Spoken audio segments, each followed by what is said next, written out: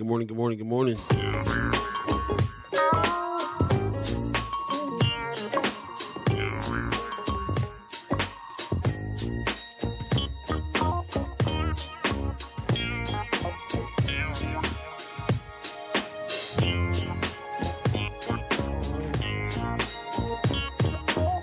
First Sky Omaha Radio, First Sky Omaha in the morning. In the morning.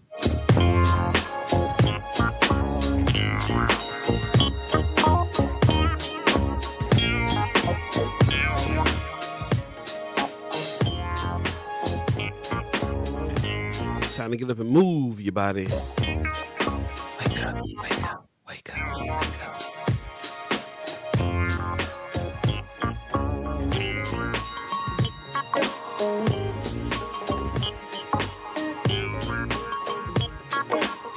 Check one, check one.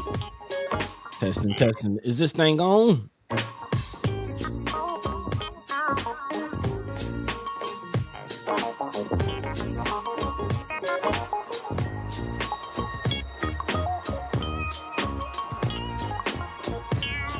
Hump day already, Wednesday. Hump day.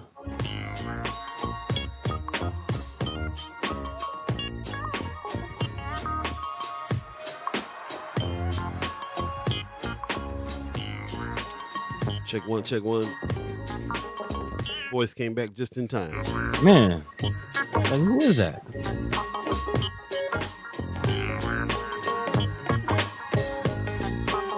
All right. All systems go. Check 1, 2. Check the melody. Check the melody. Good morning, good morning, good morning, good morning. You're listening to First Sky Omaha Radio, First Sky Omaha in the morning. In the morning. I'll be the dove, Buddi3 Da Gawd. All of you chat chimers, ghost listeners, radio listeners. Hey. Thanks for joining us on this Wednesday, November 22nd, 2023. Man. Hump day. Hump day. And I'm going to say right off the bat, y'all have to excuse me. I am super sick today. Okay. Not feeling good at all. So Yeah. Thought I was going to have to put you on blast. Yeah. Yeah, man. Yeah. No, I should be in bed. This is that big flu, that big once a year situation. Man, yeah, not fun, y'all. Please, wish my man Paul be a get well soon. If anybody has any, feel good food, some soups, hook my man's up. Man, this is the only time I ever crave a chicken soup. You know what I'm saying? Like, yeah. So, this is. I definitely be in bed, but I went ahead and day quilled up and all that good stuff to get on and have a conversation this morning, so we can keep it rolling. So I appreciate everybody that's here. See people in the chat already coming on through. Yeah, man. What's up, Wednesday? Yeah, what's up? What's going on? What's up? Appreciate you coming through. Pop says good Wednesday morning to all. Mad love from Las Vegas. Thanks, Pop. Okay. It's amazing now. Every time I think of Vegas now, I think of that big eye. Yeah, man. And I heard they're going under too. Like they like the CEO quit. Really? And, they put way too much money into that thing and they're not making it back. So I think I saw like 96 million in the hole right now. Yeah, already. So as much as it's already become an icon of Las Vegas, I hope they can turn that around. Man. Amy H. in the chat says, "Good morning, fam. Good morning to you." Hey. Christy North gives us a good morning. Good morning. Wanda Lewis says, "Good morning." Mark Manor says, "Good morning. Feel better, Paul." Thanks. Yeah, man. Yeah. Dedication. Yeah. I appreciate you. Matter of fact, I'm turn this heat down right now because I overdid it. Pop says, "Oh man, please take care of yourself." Yeah, I appreciate you, Pops. I'm definitely resting this week. Marlon Harrison says, "Good morning. Drink some ginger ale." Okay, some ginger ale. Yeah, I've been drinking ginger tea and lemon and ginger tea, and that actually brought my voice back. I think. Yeah, I was kind of like didn't have a voice as of like midnight last night. I mean, as of about 20 minutes ago. Yep. It was a rough morning. Amy H. says, "Paul, if you need to cut things off early, let's do that. Your health comes first." I appreciate you. Yeah. They ain't doing nothing but sitting here talking, so I can do that. Especially after I take a Dayquil and an allergy pill and a couple other things. I'm good for the time being. Man, so take the concoction. Yep, I'm sipping on a little ginger tea right now. Sue Kessler Hagen in the chat says, "Good morning. Good morning to you." Hey, hey. Mir Sanchez in the chat says, "AJ is cool, no question. AJ is cool, no question. AJ is cool." Curtis Blow, Okay. Curtis Blow is in the building. Curtis Blow is in the city of Omaha today. It's Oh, going down. Hip Hop Nutcracker is happening this evening, Wednesday, the 22nd, at the Orpheum tonight. So, yeah, my man Curtis Blow is in it. I wonder who picked him up and who's driving around showing him stuff in Omaha today. that's a good question. That's a good Yeah, question. You it's think maybe a rip is in town? could be, yeah, man. I mean, or Houston Alexander, any of those Yeah. cats that are connected to the origins of hip hop out here in Omaha. So, be interesting to find out. I'm gonna pull some strings, see if I can find out who's driving Brother Blow around. Yeah, yeah, yeah. I saw also wasn't OPA and Ejiki, didn't they do an event? Did that happen already It with happened Curtis already. Blow? Yeah, I think they were on. I think they did a event for the OPA as well. So they did a talk Hmm. with him over the. I think it was like over the show. Yep. I missed that, but yeah, they definitely had that had that going on to promote it. Man, Omaha Performing Arts are really doing the thing. Yeah, yeah. With the hip hop lab that they got going on and stuff like that too. So really appreciate the work that they're doing over there. Man, actually kind of went a little hard trying to celebrate, 50 years of hip hop this year. So They yeah, really yeah, did. yeah. Big shout out to OPA and a couple of individuals from the community that, got involved with that. Yeah, Yeah, yeah, doing it man. right. Speaking of OPA, I think we missed this already. Was this the what date was this? This was the 20. No, it's coming up in 2 days. So speaking of OPA, this is they brought Angeline Timeless Man, to the Holland. This is happening in 2 days, so the 24th.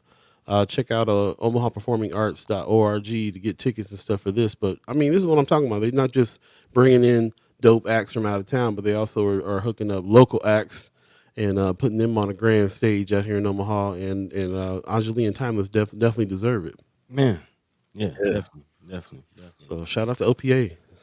Yeah, yeah. Also, man, shout out to Calvin Keys. While we, giving a shout out to man. Yeah, I don't know if y'all listened to that new album, Terrace Martin, Calvin Keys. Yeah, man. It's Near dope. called the Near North Side. I remember him talking about this a couple years ago. He's saying that he wanted to do this. So shout out to Terrace Martin, who's always giving love back to the elders Oh and yeah, and bringing them along with what it is he got going on for real. So shout out to them. Congratulations to Calvin Keys for being able to put this album out. Definitely check. There's some albums to check out, man. man. That's what I did laying up here sick yesterday. I got to deep dive into Calvin Keys Near North Side album, and I got to deep dive into Piano Man, Big Wade's album as well. Yeah. Yeah, man. I actually played some drums on one of the tracks on his album. Really? Yeah, so I was happy to hear it on there, man. So he got tracks on tracks, bro. This brother right here. He got so many songs written. I can't even tell you. Like he's been in the game for 25, 30 years. And he got tracks on tracks on tracks. So Yeah. yeah, for him to pick from all his tracks and take them and redo some of them and orchestrate them differently and bring them and then choose, curate the whole album. Hmm. Something else. So I got it on Apple Music. It's under Big Wade. Check it out. You can get it anywhere really that you Spotify, wherever you get your music. But definitely check his album out as well, man. So we got some serious talent out of Omaha that to just drop some stuff. Shout out to Terrace Martin, Man. Calvin Keys, Big Wade. Yeah, that's what's Yeah. up. And then of course, I've been vibing out, going to sleep to Andre 3000's Oh yeah. instrumentals. Yeah. Unlock some dreams. Big time. Big time, man. Pop says that big eye freaks me out. They couldn't pay me enough to go see it. I'm sure others feel the same, Yeah. especially people who is shining right in their window, Yeah. opening up the curtain to see this big eyeball. Man. That's the dome that we're talking about. If you guys don't know about the dome that they just built in Vegas, it's kind of a trip. It It's kind of is. a It trip. is. Technology, man. 2024. Big time. It's coming. Mark Manor in the chat says that is Angelique's Black Friday, and they have done this before at the Holland and packed it out. So they have a tradition happening there. That's what's Okay. up. That is what's up. I love it. I love it.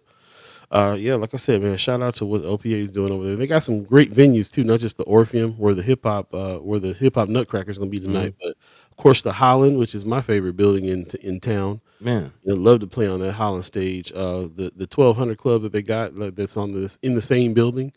Make it a little intimate club that you can bring a couple hundred people in. Check it out. That's where Terrace Martin and Curly Martin played a couple shows. And then also now the new Steel House, which is dope. Yeah, Dope still house spot. is crazy. Yeah, man. So like I said, OPA is doing the thing. Mark Manor says I listened to that Big Wade album yesterday, and when Luigi started talking, man, yeah, he had Luigi on there, Hmm. and you know what else he had on there? He had a clip from our video that we did with Katie Rain over at the Jewel. Really? Curly Martin talking, yeah, Curly Martin talking about his world and how cool it is and all that. Yeah, Yeah, I was like, that's what's up, man. man. We got a spot on his album. Got a got a couple credits on the album. Yeah, that's what's up. So shout out, man. Shout out Big Wade. He's another one, man. Giving love to the elders.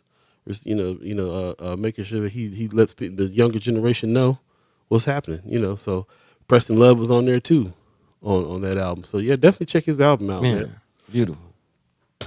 Miss Erica Fell says, "Good morning. It's cold, and I only have 2 children attended today.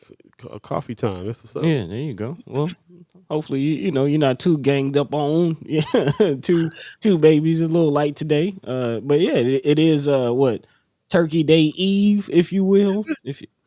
Yeah, tomorrow's Thanksgiving, man. Oh, I guess I better go to the store today because ain't nothing gonna be open tomorrow. Oh yeah. If you have to do anything, get her done today. Probably should have did it yesterday, but yeah. It's just I mean, I guess Jehovah's Witness background. Yeah, I'm Muslim. Don't really. And keep track. And plus, if we was doing anything, we'd be doing Indigenous Day, which is the day after tomorrow. Right. That's why I'm surprised about it being tomorrow, because I wasn't thinking about Thanksgiving. I was thinking about Indigenous Day. Yeah. But yeah, that's how it's going to affect us. Nothing's going to be open. We've been getting notices from everywhere about this. All the grocery stores closing down tomorrow. They ain't even going to open up tomorrow. A lot of times before in the past, they would be open and then close down at 4 or 5 or early. Yeah. Anybody got to do that last minute shopping. Yeah, man. So yeah, I think I'm gonna do like Pops and order some stuff today because I don't feel like hitting that store today feeling like this. Okay. Well, yeah. You need to get your rest, man. You need to get your rest. But yeah, if there's some things make it happen.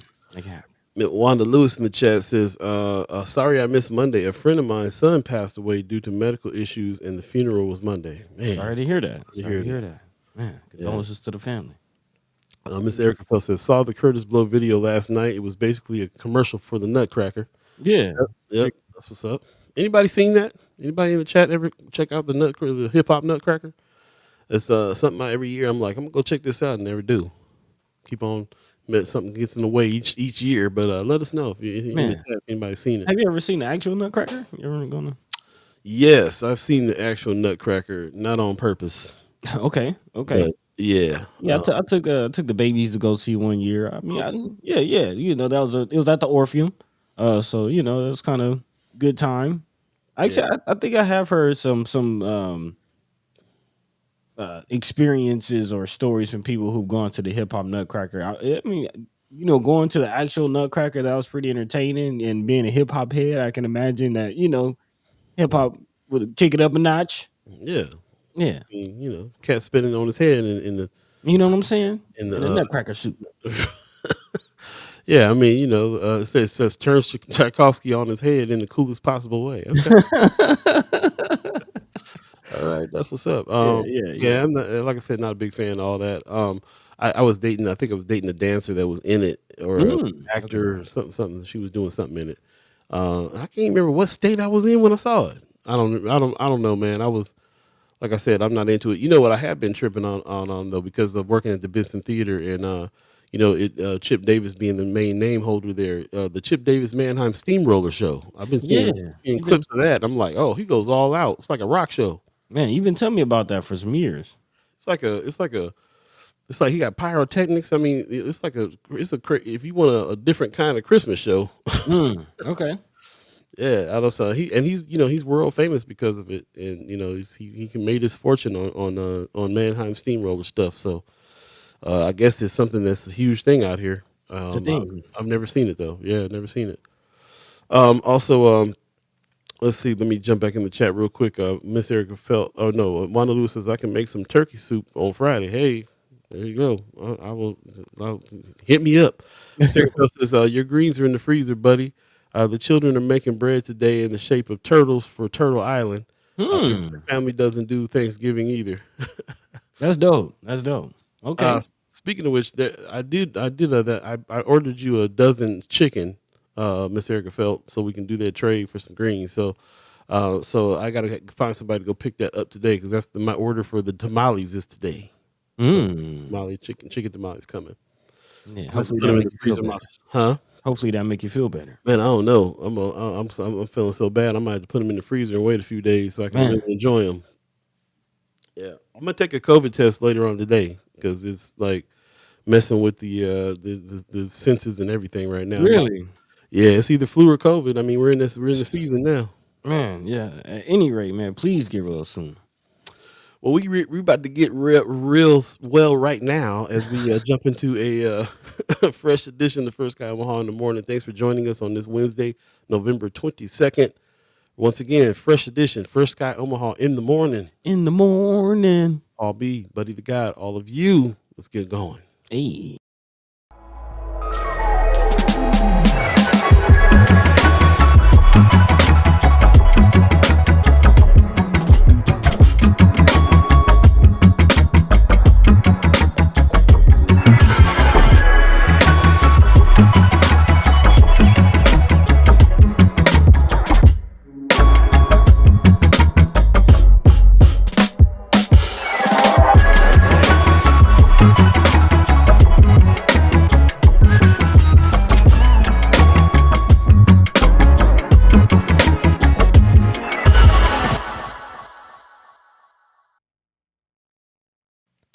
Good morning, good morning, good morning, good morning. Thanks for joining us again. Fresh edition of First Sky Omaha Radio in the morning. In the morning. Sick Paul B. A well Buddi3 Da Gawd. I mean, All you of know, you. I'm all right. All of you chat chimers, ghost listeners, radio listeners, let us know how the radio mix was this morning for our 6:30 club on the radio channel. You can go to firstskyOmaha.com, hit the listen button and check that out. Or you can go and ask your Amazon Alexa to play First Sky Omaha Radio. It's a beautiful celebration of black music on that channel over there. And of course, you can listen to the show on that channel as well, Monday, Wednesday, Friday from 7 to 9. Thanks for everybody who's joined us this morning. Really appreciate everybody jumping in for the good mornings. Miss Ramira Sanchez is doing is this the Curtis Blow rap for this? Ho ho ho! Open up your door. I wanna put that old cadence on it. Well, it's Santa Claus, and I guess what, y'all? Excuse me today because I'm definitely under the weather. You've hit me today. Today is catching me on the worst of the flu. It's going to have to go wash this mic off after I get done talking today. Man. I'll give it back to myself later. But yeah, definitely under the weather. So bear with me as we get through the show today. We do have some things we wanted to catch up on. This is kind of a news Wednesday. Yeah. And we got in such a deep, heavy discussion last Monday. Man, fired up. Man, we got fired up over some of these bills and some of the things that's going on in our legislature and elsewhere. And man, so the last couple of weeks that the senators have been on it has been, action inspiring discussions, to say the least. So we didn't get to a lot of news that we wanted to talk about Monday, and so we're going to cover some of that today. As a matter of fact, Buddy, why don't you let them know some of the things we're going to be talking about today, if you would? Yeah. Again, a few honorable mention stories that we did not get into from Monday. And still looking at this Time magazine article, kind of getting into a little mental health conversation. Specifically, Time magazine recently released an article looking at how racism affects the mental health of Black youth, which again is a heavy point of topic, especially in the area, as also being reported. Nebraska educators recently had a discussion on mental health and special education of the youth. Again, we're still in a situation where those in the community, especially our young folk, not getting the special education assistance that they need. Again, 3 schools closing down their special education program. Again, we're still seeing, actually, there's also news of another behavioral health hospital opening up in the area, this time in Council Bluffs. And as we've seen with most of those situations, similar to the Radius campus, you got to have a case and things like that. So again, is this a different situation? the same situation. We'll look at what's going on again with this new behavioral health hospital opening up in Council Bluffs. Also, looking at lead again, the lead coalition, the lead removal is something that we'll be talking about. That's still ongoing. Still thousands and thousands of households, especially in the northeast area of Omaha, dealing with lead in the soil. Again, it was just actually reported that several schools were also found with a few lead contaminated sites.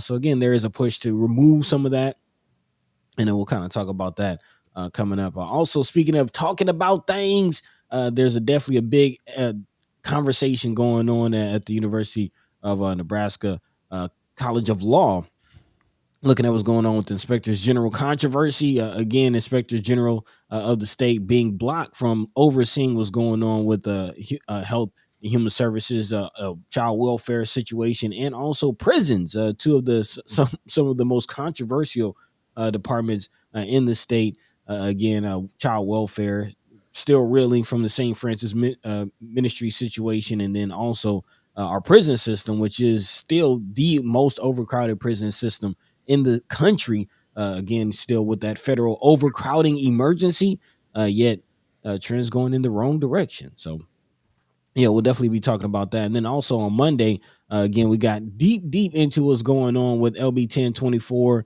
some of the money that is or possibly isn't going out from our Department of Economic Development. And now Nebraska Examiner is reporting that there's another pot of money that's going out, about $6.18 million from the Community Development Block Grant. So again, who is getting the investment? Where is the state directing our tax dollars? And who's being assisted? Again, where is the investment going? So we'll definitely talk about that coming up and more. As always, if there's anything on your hearts and minds that we're not discussing, feel free to drop that in the chat. Let your mind be free. Let your voice be heard. Again, conversation rules the nation. Here we are, First Sky Omaha. Yep. On that last subject, I was just thinking about, like I said, that fiery conversation that we had with the senators on Monday was real deep, man. And the thing that stuck out to me was when Senator McKinney said the thing he didn't count on was the level of greed that's going on. That's going on there. They were in there striking deals to get this $450 million to North and South Omaha, and they struck a deal with some senators that would get them $88 million in their area, but they didn't just want the $88 million, want the whole 400. And they blocked stuff and did stuff and made it really tough to get the bill passed. The bill got passed, but now we're still jumping through hoops with DED and so on and so forth. So it's just like, it was pretty, if you didn't get a chance to listen to that conversation, I highly suggest you go back to the Monday show on Facebook or YouTube and check it out and listen to what's going on there. And this is constant. We've been looking at this particular 1024 531 bill as money that's coming in, one time. This is the only time that North Omaha is going to see this kind of money. Money comes in here all the time. Block grant money is every year. So and it's not, and that's the most disturbing part of this stuff, is it's a pattern. It's not even like what they're just doing with just this money. It's a pattern. It's been going on this way for a long time. There's no investment in North Omaha. As a matter of fact, there's disinvestment in North Omaha. So it's really interesting conversations that we're going to continue to have, and this is why we had the whole season Follow the Money, so you can kind of see what's going on there.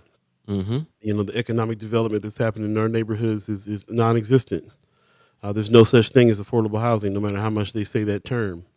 There's all these things that are going on here, and anytime anybody makes an effort to go to try to help, if it's not a foundation, if it's not a charity type of situation, it rarely happens. Man, and that's what Yeah. So anyway, like I said, fiery conversation with the senators last Monday. You should definitely check out that and really, really consider the ramifications of everything that's being said about what's happening with the Department of Economic Development funds coming in, block grant funds coming in, funds that are earmarked and are supposed to be for North and South Omaha, and how so much opposition, and there's so many levels of places where people are trying to block that from happening. It's insane. It's really turned the corner for me, and how it is I got to think. Yeah, it's in how it is I got to think about what it is we got to do. We have to, we got to build business. Mhm. We have to tap people outside the state for support. We have to try to make a bigger effort to tap the people who we're delivering news to, delivering value to, for support.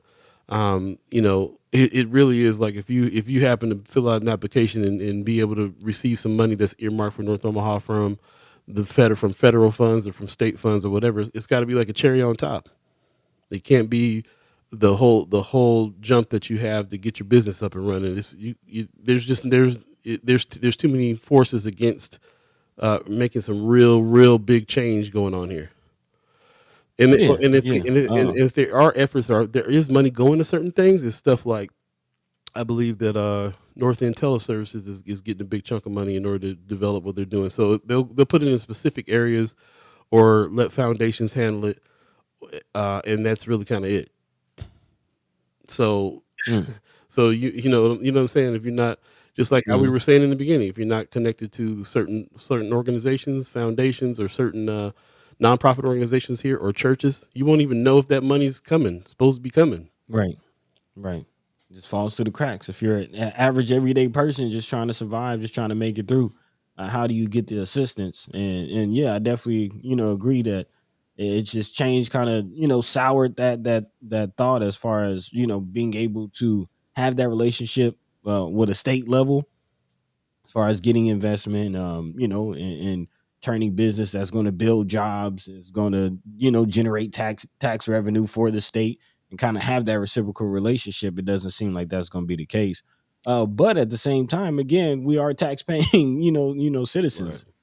So it is there still should be a level of accountability as far as, again, what is the state doing with the state's funds, True. like with the tax dollars, who's really getting the investment, and who's where is that going. And I think, yes, we should not be holding our breath, and it should not, especially from a for-profit business standpoint, there's way too many um funding avenues out there, national um resources, private investors, banking loans. Like there's a lot that you can do beyond, just in business, but just as the public, as the people, uh I'm still looking for where is the real investment. It is very interesting. Where's the better parks? Where is the better streets? Where is the real investment going? Yep. Yep. Matter of fact, let's go ahead and jump into the article there on those block grants. We've been hearing about these block grants and didn't realize there were so many that went out and so much money that passed hands. Yeah, That yeah, might we can be, follow the yeah. money. Before we do that, though, Kicking off. just to say good morning to everybody that just came in. Marianne Williams said good morning, everyone. Appreciate you. Hey. Ceci Jean said good morning, first Sky Omaha family and friends. Paul, I hope that you're feeling better. Nope, I'm officially sick, so I'm gonna be laying down after the Man. show. But thank you for your wishes. Appreciate you very much. Christy Norris says I'm gonna have to go back and listen. Yes, please do, please do. A very very heavy conversation there, and that kind of changed some things for me. It really was kind of a pivot point last Monday's show about how it is that I think about the allies Mm. that we quote unquote have here in Nebraska, the just Nebraska in general. How much you feel the push against you all the time. Like this is not a place where they really want you to progress. It's not for everybody. Right, it's not for everybody, and they really not they don't just like they're not just leaving you out. They're like actively pushing things away from you. That's the difference. Mm. Before it was like I felt like what was going on was they're just so involved in what it is that they're trying to do that they're just kind of like don't you ain't got no time for you. Nah, they see money coming to North Omaha, they're gonna try to get it and divert it like as if North Omaha doesn't need it. And so yeah, I turned the corner on that conversation. Definitely go back and check it out. But Yeah. in the meantime, between time, let's learn about these block grants. Yeah, let's go ahead and dive into it. Again, where is the investment going and where is it not going is a big question. This coming out of Nebraska Examiner. Again, 19 Nebraska communities have been awarded a total of 6.8 or 6.18 million from the Community Development Block Grant. Again, those 19 Nebraska communities will be receiving those funds to help spruce up their downtown areas. The CDBG awards provide support of two projects that upgrade amenities, enhance public health and safety, and economic well-being. That's according to Casey Belletts, who is the current director of the Nebraska Department of Economic Development, which he made the announcement on Monday of the awards, saying in today's economic climate, people attraction is our top priority. When making career decisions, working professionals increasingly consider the place right alongside the job. The program is federally funded through the U.S. Department of Housing and Urban Development, or HUD, and administered through the DED on behalf of a quote unquote non entitlement communities. The entitlement cities of Omaha, Lincoln, Bellevue, and Grand Island administered their own CDBG program for their area. So, again, this is a different development block grant aside from Omaha, Lincoln, Bellevue, and Grand Island. And the awardees are Beatrice, Columbus, Cozad, Falls City, Fremont, Norfolk, and Sydney.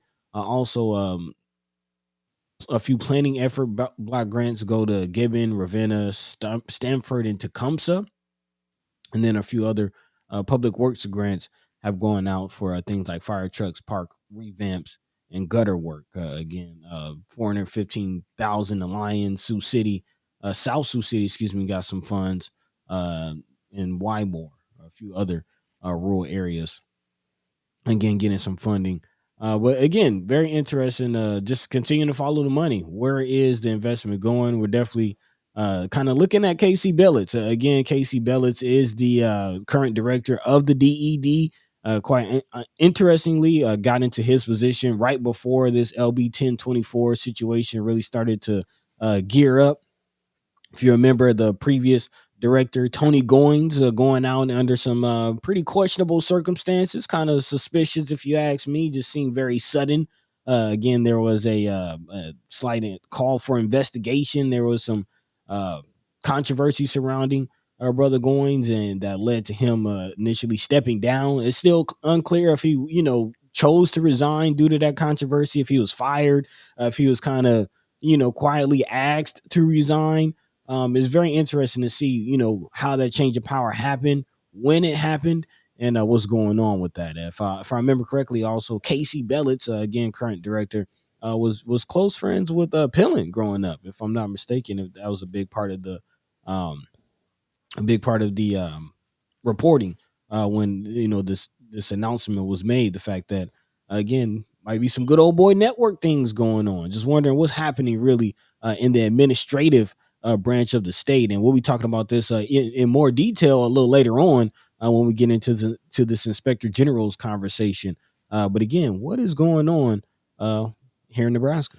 It's funny. I was going through some of the images that we show on the show, and this popped up in the box and reminded me.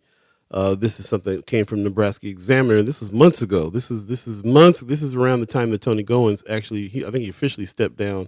But as you say, was he asked to? Governor Jim Pillen announced Blitz as a choice to lead the Department of Economic Development, which has 130 full-time positions and has quickly grown with new grants and programs funded in part through federal pandemic dollars. I always forget about that point, is that they grew once federal pandemic dollars came in. According to the Mm-hmm. department spokesperson, the DED's base budget this fiscal year is 881 million, up from about 58 million and 68 full-time positions 5 years ago, which is a huge jump in the base budget. Bliss, who hails from Pillen's hometown, replaces Tony Goins, who resigned April 5th from his $215,000 a year job amid conflict of interest questions. So just funny that popped up as we were talking about this again, and on this level, what's going on with the 1024 money and 531 money is that it's in the hands of the DED right now. They're making decisions on where it goes, and then of course Pillen has to sign off on it after that. So that's the progression of what's going on. But yeah, it begs to you. There's too many things there that make you wonder what's really going on. Nothing seems very cut and clear. So and like I said, this is the pattern. It's not just this particular money that's happening. It's also, there's block grant money that comes in, so many different kinds of funds that come in to North and South, or just come into the state. And like you say, we're all tax paying people that ought to be figuring out where our tax dollars are going. Hmm. especially if they're not, they're not coming back and benefiting the neighborhoods like they need to.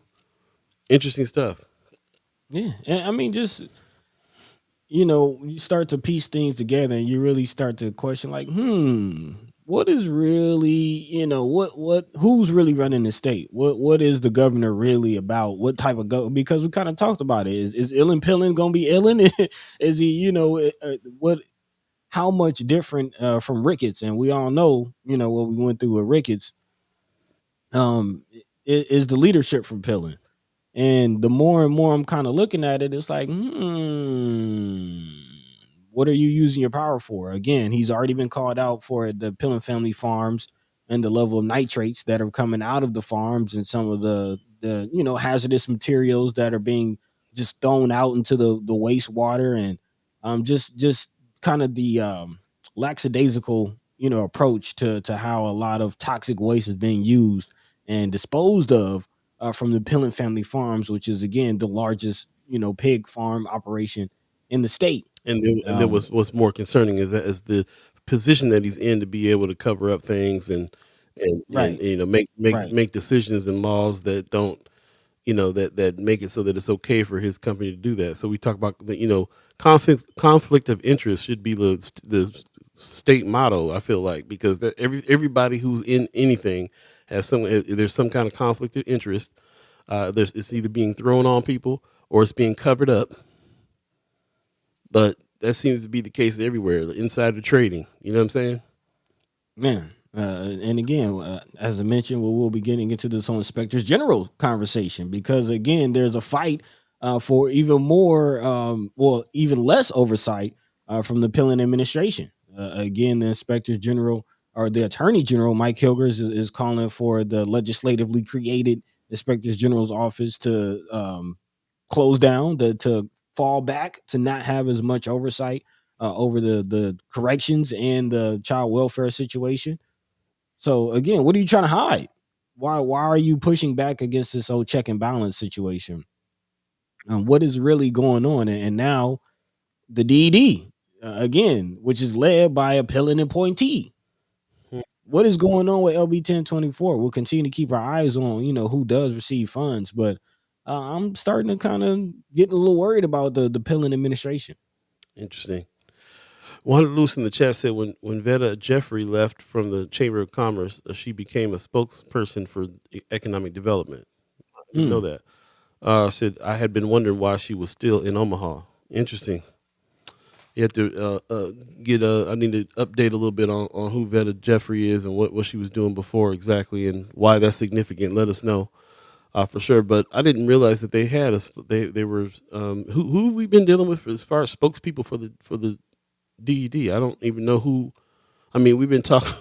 We've been. Trevin I Brooks. mean, yeah. I mean, he's. Well, I guess he led that one meeting, the first meeting that we went to. But yeah, I'm not really even sure. We kind of got some side emails about meetings that were happening and stuff like that that was going on. It doesn't really seem like there's anybody really speaking to this. And we've asked for members of the DED to come on this show several times. Actually was a little aggressive, more than I am usually on trying to get somebody on to talk about it, and we haven't gotten any calls back yet on that. Mhm. But like I said, that's DED. We might have to reach out to somebody from Pillin's office as well, and be able to see if we can talk to them and ask these questions directly too, because it does really feel like there's a like I said before, what I felt like is that they were so involved in doing the things that them and their neighbors and constituents wanted, that was in kind of direct opposition of how North and South Omaha gets treated, that they were just concentrating on that. They wanted to make sure that they got the most money, that they can get and stuff there. But it's like I said, now it seems a little bit more like they're really trying to block any kind of growth from happening. And why is that? What is that? What is that part? Well, we can easily jump to racism, or we can easily jump to war on poor people, or we can easily jump to these big phrases. But how does the mechanism work to actually make it so that we're being disinvested, for whatever the reason is behind it all? What is the mechanism? You know what I'm saying? So, Mhm. and why and what? These questions really kind of came up last Monday. So it was interesting to me. It jumps out. Kind of took a whole different spin on the follow the money piece because we are following the money now, and the money don't necessarily come to our neighborhoods, or it comes in, or Right. it So trickles we trying down. to follow where it goes. Where is it going now? And one thing that was real eye opening to me, Paul, you said when you went to the open house last week, the DD field office open house, and that they had in North and South Omaha, and you were saying that they're really just opening the North Omaha field house or field office. This isn't really a operation that they had going before all of this jumped Right. off. Yeah, brand two new offices, north and south. They didn't have one in either spot before. It's because of this 1024 bill that they had to open these spots up to quote unquote communicate with you know people, and they had to hire a bunch of more. They hired a bunch of people, and they had to make big changes because of 1024, because there in some ways there really has never been that kind of investment, coming to North and South Omaha through these means. There's always been programs. They have a bunch of programs. They made it a point at that last meeting to go through all the programs that they've had and had for a while, and had it laid out for a while, on how it is that who gets in, how it's disseminated.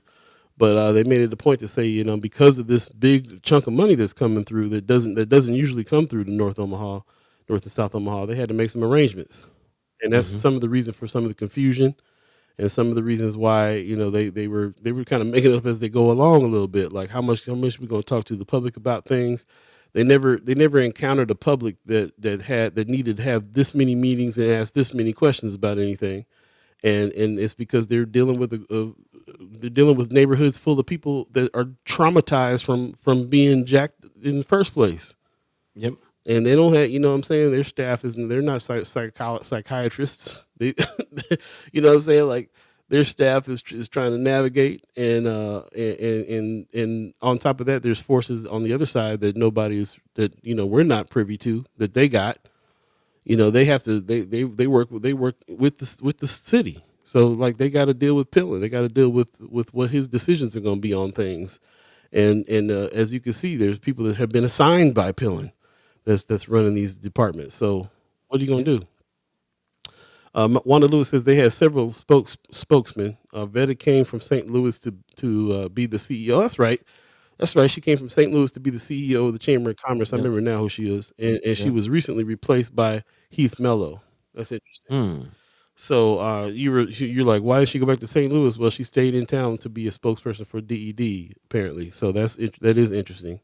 I remember us talking about her coming to Chamber of Commerce, and I remember us talking about her leaving the Chamber of Commerce, and that was around the time we were talking about all of our black leaders stepping down Yep. from these CEO positions. Yep. I think that was actually around the same time. Dr. Cheryl Logan stepped down. Tony Goines. Yeah. Right. Yeah. So, yeah, a lot of shuffling around when it came to this, and that's also really Man. suspect. The timing of all that is really suspect. And just the sheer the how quick just all the turnover, like what's with the Yeah. shuffling? Can we get some sustaining leadership? Mm, mm. Thanks for everybody who joined in on this conversation in the comments. Like I said, if you really want to deep dive into some of this stuff, you can start with checking out Monday's show. Our talk with Senator Terrell McKinney, Senator Justin Wayne, got real deep when it came to exactly how North and South Omaha have been disinvested, not just not invested in, but disinvested. Another thing that pops in my mind when I say that is all the infrastructure work I see happening around town all the time. Streets shut down, sewers being repaired. They're doing a whole lot of infrastructure work around here for there to be such a lack of investment in the neighborhoods. It just kind of is like, okay, I guess they're getting it ready for the gentrification, getting it ready for the next Mm. batch coming in. Man, that's definitely a field that I've kind of been, grappling with. And we talk about the Omaha Atlanta connection a lot here on the show. And, it's it's really kind of concerning when you see the writing on the wall. The writing is definitely on the wall. Like you can see here in Atlanta the after effects of things like, the Belt Line, which now Omaha just recently got with the new bike trail. Hmm. following a former rail track, trail or pathway, if you will. Um, and then how that kind of led to, a lot of development, a lot of displacement in historically low income, quote unquote, minority areas, especially with the whole sweeping of tearing down the housing projects here in Atlanta, very similar to what we're seeing in Omaha. Again, where are those people being moved to? A lot of them being moved outside of city limits. Yeah.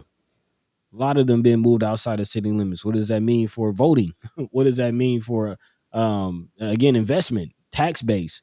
A lot of changes happening in real time in Omaha, and it's just kind of a lot of very similar steps that have been taken here in Atlanta. And it's again, what is the future North Omaha going to look like Yeah. in a couple years? Those of you that are in the chat or any ghost listeners listening as well, let us know who it is that we need to bring onto the show to ask some of these questions that actually has some answers to some of these questions that we have. We would love to reach out to them, bring them on the show, and have some actual conversation about all this. In the meantime, Wanda Lewis in the chat says recently DHHS CEO also leaving. So another leader that's stepping down from position. Unfortunately, Amy H. Dot in the chat says the infrastructure work, though, the sewer separation project is needed to prevent more flooding from happening like we've had in the last couple of years. I'm Okay. not saying it's not needed. I'm just saying there's a lot happening. It seems like a whole lot of money is going to that. It seems like every street is tore up in North Omaha. Yeah, if I'm not mistaken, aren't the homeowners paying for that? Then they're But he got stuck. Mid thought. Thinking tough. All right, he's probably coming back. Yeah, are you back? yeah. I guess I just had a brownout. I don't know what that was about. Oh, Yeah, okay. yeah. I don't know what that was about. But I'm Weather back. bad out there? It's been raining the last couple days. Yeah. Okay, Yeah, okay. pretty heavy actually yesterday. So yeah, I don't know, but anyway, like I was saying, thank you for mentioning the sewer separation project, Amy. There's been a few people in the chat who's been talking about that. And if I'm not mistaken, that's actually caused a few people's bills to go up to pay for that. I have been kind of wondering what's the whole point behind that. What's the situation going on with the sewer separation project? So yeah, thanks for kind of giving a little insight. Totally, yeah. She's in the construction world too that way. So I love the fact that you're giving us that information there. I know this stuff is definitely needed. It's just the timing of why, what's going on with why they're choosing to do what they're choosing to do at this time, especially when there is no there's hardly any investment in the area. Otherwise, Mhm. or like you said, when they're rebuilding stuff and they're displacing people, it's not like it don't sound like the people are coming back to the area after they build what they build. No, no, not at all. Not at all. Actually, most of them again are outside of city limits, kind of up by the Cherry Hills area, if you will, kind of a little past Winninghoff, which again puts them outside of city limits. Absolutely.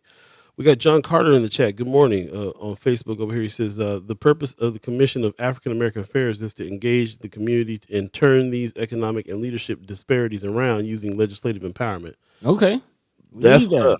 Yeah, yeah. We need that. Shout out to John Carter. Shout out to Sister Gwen Easter. Sister Gwen Easter that was trying to put me in touch. I've been under the weather all week, brother. I would have given you a call earlier, but we'll definitely talk and have you on the show and talk a little bit more about what's going on there too. So I appreciate you letting us know that. That's what's needed. That's what's really needed. Turn these economic and leadership disparities around using legislative empowerment. So yeah, I definitely want to talk more about that and see what we can do. We're always talking about who's going to replace Justin Wayne Hmm. when he comes Hmm. out. Terrell McKinney's going to run again. He's running again. He probably will go ahead and win again. And but then he'll since since Senator Wayne is termed out, Senator McKinney will be in there by himself in a lot of ways. We're learning Man, because we thought at the beginning of this year that we had allies that it doesn't seem like we actually have when it comes to it's coming down to some real stuff or when it comes to some money. That comment about the level of greed that he wasn't expecting, hit me hard.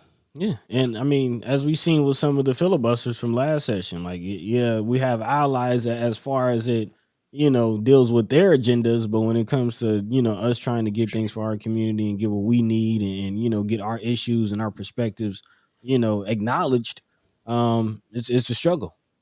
We got to wait. We're put on the back burner. We're second fiddle. That's crazy. Nah, Man. nah. That's crazy. Juana Lewis says the sewer separation project has been going on for 10 years. Yes, they're billing us monthly. So again, is the public paying for that, or is that an investment? Is that an infrastructure investment, or y'all just paying for it? Right. That's what I'm saying. That's the concerning part is that they're taking tax dollars, they're taking money out of they're charging us to do all this infrastructure work so we can move out of the neighborhood. No longer afford to live there.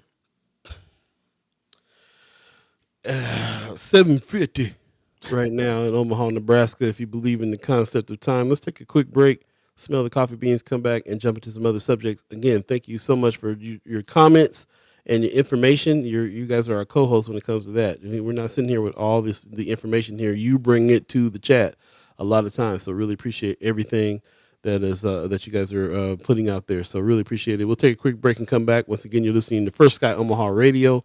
First Sky Omaha in the morning. In the morning. Paul B. the Sick, Buddi3 Da Gawd, all of you chat chimers, ghost listeners, radio listeners, stay tuned. We'll be right back, y'all. Hey.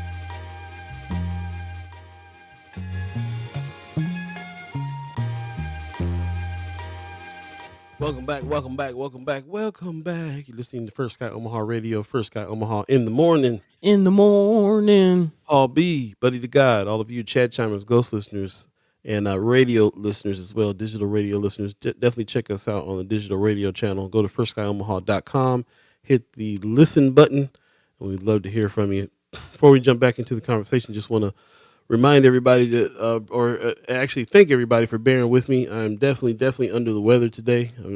Energy is low. I had to take some NyQuil and some other stuff just to get on the show. I definitely got the flu. I'm going to lay down as soon as this is over. But as always, we want to remain having these conversations as consistently as we can. And so yeah, I said let me just go ahead and take some NyQuil or whatever, and then get up here and just sit here and have a conversation with y'all based on the stuff. We kind of dug into the articles and dug into the news here last night, this morning. And also there's been news that's been going on kind of all week that we didn't really get to because of Monday's show. Mm-hmm. And that's kind of what we're doing today, kind of News Wednesday, recapping what's going on, and really appreciate that. One of the things that's happening, of course, we want to remind everybody about the fact that we're still looking for Mr. Blake. Yes. Yeah. Mr. Blake is still missing. And there's a campaign on November 16th where we all we joined the Omaha Police Department and the missing persons unit, and we all kind of decided that we were going to go out and look in our neighborhoods and our respective neighborhoods and kind of report back. Man, collective endeavor aimed at locating the missing person, 80-year-old Levi Blake, who suffers from dementia and has been missing since August 17th. So shout out to all the chat chimers that went out and looked around their neighborhoods and then sent pictures back and reported back under the hashtag Where is Mr. Blake. Very, very great effort for everybody who participated in that and continues to. We know that was just one day we were out doing that, but we're encouraged to do that every day or as much as we possibly can to keep on trying to search for Mr. Blake. So So he's still missing a person in our community that we need to look out for. And please continue to do that. We'll check in with Brother Sherman Wells, who's been kind of leading some of the effort on the search. And also, he's checking out Chicago, where Mr. Blake was from, thinking that maybe he, in his state, went back to Chicago and just kind of and so we're putting the word out there as well. So shout out. Of course, you can call 402-444-4123 with any information. And like they said here, please continue to search even after this day. So we're going to keep doing that and really appreciate that. There's also another missing person alert that one of the chat chimers, Kateri him and Petto, put out on Friends of First Sky Omaha. Nina Elizabeth Harlan is out now. I know a Native American elder, Brother Harlan. I'm hoping this is not his family. It might be his family. But yeah, this is if you have any information about Nina, please contact Omaha Police Department as well. She's born in 1990, age 33. She's 33, born in 90. Well, I'm getting old. Yeah, man. Um, I'm 30. man, eyes brown, hair brown with blonde highlights. She's 5'2", 130. She was wearing undergarments when she went last seen November 13th. So this is pretty fresh. Please keep your eye out for Nina Elizabeth Harlan. And again, you can call 402-444-4600 extension 6 if you have any information on her whereabouts as well. Again, please keep your eyes out. We do this because we know certain kind of energies out there for missing people. Sometimes for certain communities, there's a whole lot of effort. For other communities, there's not a whole lot of effort. There's a lesser effort, I should say. And that means that people in those communities need to kind of all band together and really go the extra mile to find folks. There's a lot of missing indigenous women all throughout the country. That happens a lot. And in our community, we need to really kind of make sure that we are looking out for them as well as the elderly, as everybody who is out here missing. So, this might even become a thing. Because of the fact that we're trying to boost to the root season 6, turn this into a situation where we can really, really be there for folks and try to help and spread the word when we have some people missing. This is one from a little while back, in October 3rd. We don't know what's going on with Ariane Devers, if he's been found. So if anybody knows about this one, let us know. We've been putting this up from time to time as well. He was at Northwest High School last time he was seen on October 3rd. Missing persons has been filed with OPD for Ariane Devers. If you have any information about the whereabouts, please call 402-707-1195. And we'll keep on putting that on Friends of First Sky Omaha as well. So, just trying to really do something about taking some action on trying to help find some of the folks that that are in our community that are missing and help some of the families. So, So anyway, thanks for everybody who's paying attention to that and doing in all your efforts to try to help with those things. Please continue to do so. Yeah, actually looks like they're saying in the chat that Brother Devers was located. He was found. Oh man, good news. Okay, great. Yeah. And we got to report that as well. There's too many entities, like news outlets where they'll report on some case or some situation and then don't come back and tell kind of what happened at the end. So yes, yes, definitely good news to hear that Brother Devers was found. Please, thank you so much for that. Sherman Wells in the chat. Good morning. Yeah, says I made that as well. Mr. Devers' return. That's what's up. Appreciate that. Thank you. Go ahead. Yeah. Want to go back and acknowledge Sister Tamika's comment. Right on topic. Again, going back and letting us know that she's seeing exactly what I'm talking about. Says everything you're talking about, buddy, has been a part of a plan that has been going on over past 20 years. They called it revitalization when it was really gentrification. Our community did not want to listen. Younger community members didn't want to get involved. My voice wasn't heard because I wasn't one of the who's of Omaha. Saying cliques and cool kids clubs are still our city's problems.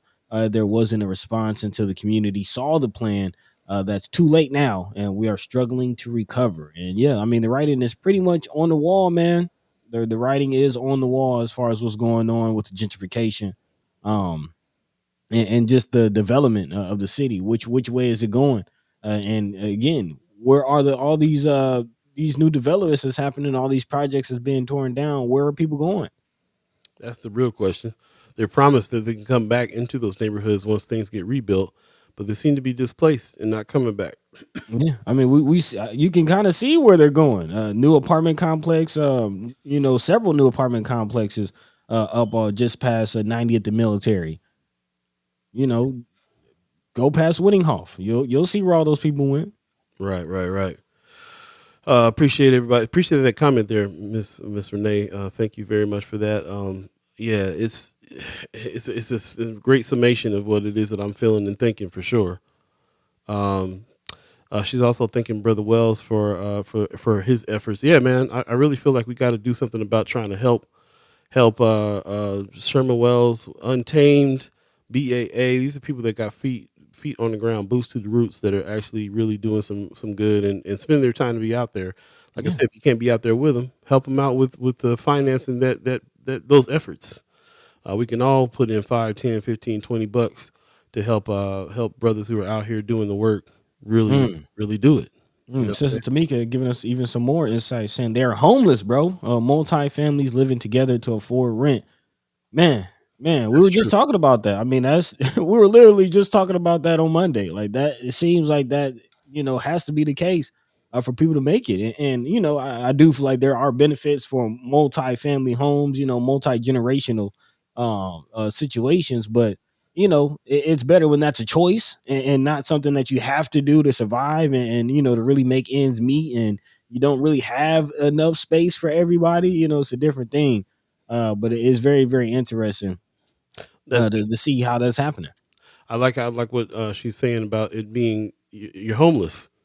You don't think of homelessness is when you're moving into one of the family members' house, but that is because you're actually homeless. If you didn't have that family member, you might be like everybody else who's actually houseless out here. So Yeah. that's a big deal. That's a big deal, and we gotta try to figure out how to solve some of those problems. But I mean, we're all in that situation. So many families have to team up together, move in together, and figure out how to work things out in a smaller space, just because of all these things we're talking about, this affordable housing that doesn't exist. Hmm.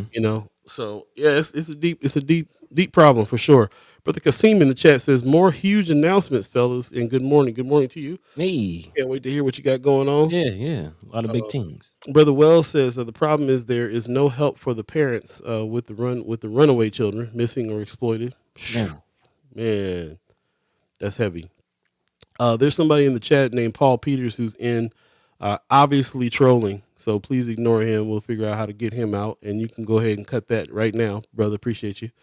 Cameron Snipe says these clicks aren't very welcoming to South Omaha either. Well, yeah, I'm Yeah. glad you brought that up too. Yeah, we always talk about that.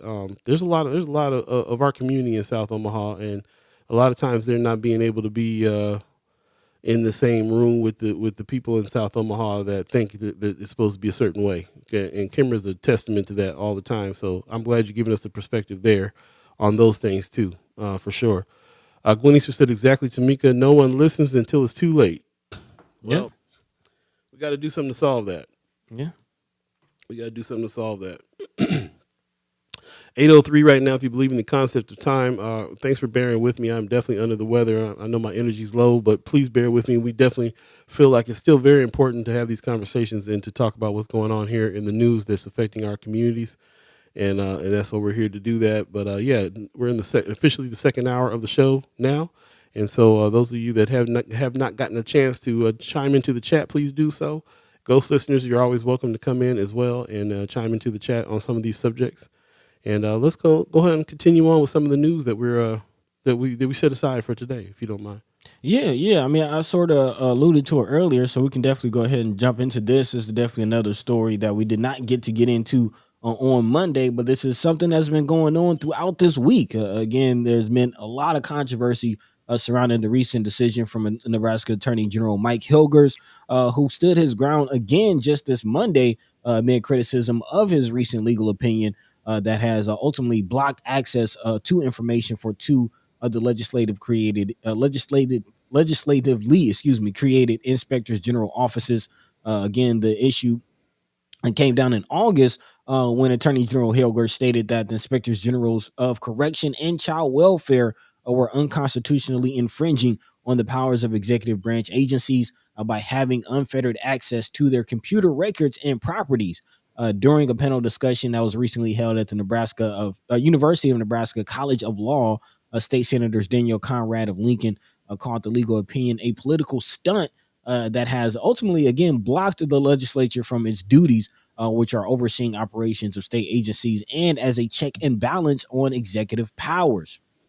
And again, it is very interesting that the two specific agencies that are in the middle of this controversy. Again, the Department of Health and Human Services, and specifically Child Welfare Services, which again has been wrapped up in a lot of controversy over the last several years, coming really from the St. Francis Ministries debacle, if you will. And then, of course, the state's Department of Corrections, which is the most overcrowded prison system in the country, overcrowded and at many points understaffed. So you have too many inmates and not enough guards. That is a recipe for disaster. And we'll get into some of the details, the specific cases, the specific information that these legislative bodies are trying to get from these administrative branches. And again, it is very, very interesting. And when you look at it and ask the question, what are they trying to hide and why? Again, the University of Nebraska law professor Anthony Schultz spoke with Hilger, saying that the 38-page opinion didn't rely enough on the Nebraska Constitution, which is dramatically different from the U.S. Constitution that provided most of the basis for the opinion. So again, not really basing the opinion in state law, more so federal law. But Hilger's during the panel with the trio of Nebraska Lincoln College of Law joked that he said he didn't realize he has so many friends of his opinion, again, quote unquote friends. But he says that any fair reading of the statutes set up by that were used to set up the Inspector General's office, quote unquote, makes it clear that the powers violate the separation of powers between the legislative and executive branches. So again, please understand that that is at the heart of this whole conversation as far as executive powers and separation of powers. And again, you kind of start to pile everything. And this is, again, buddy, this is not in the article. This is kind of my commentary, but you start to pile all of these things up.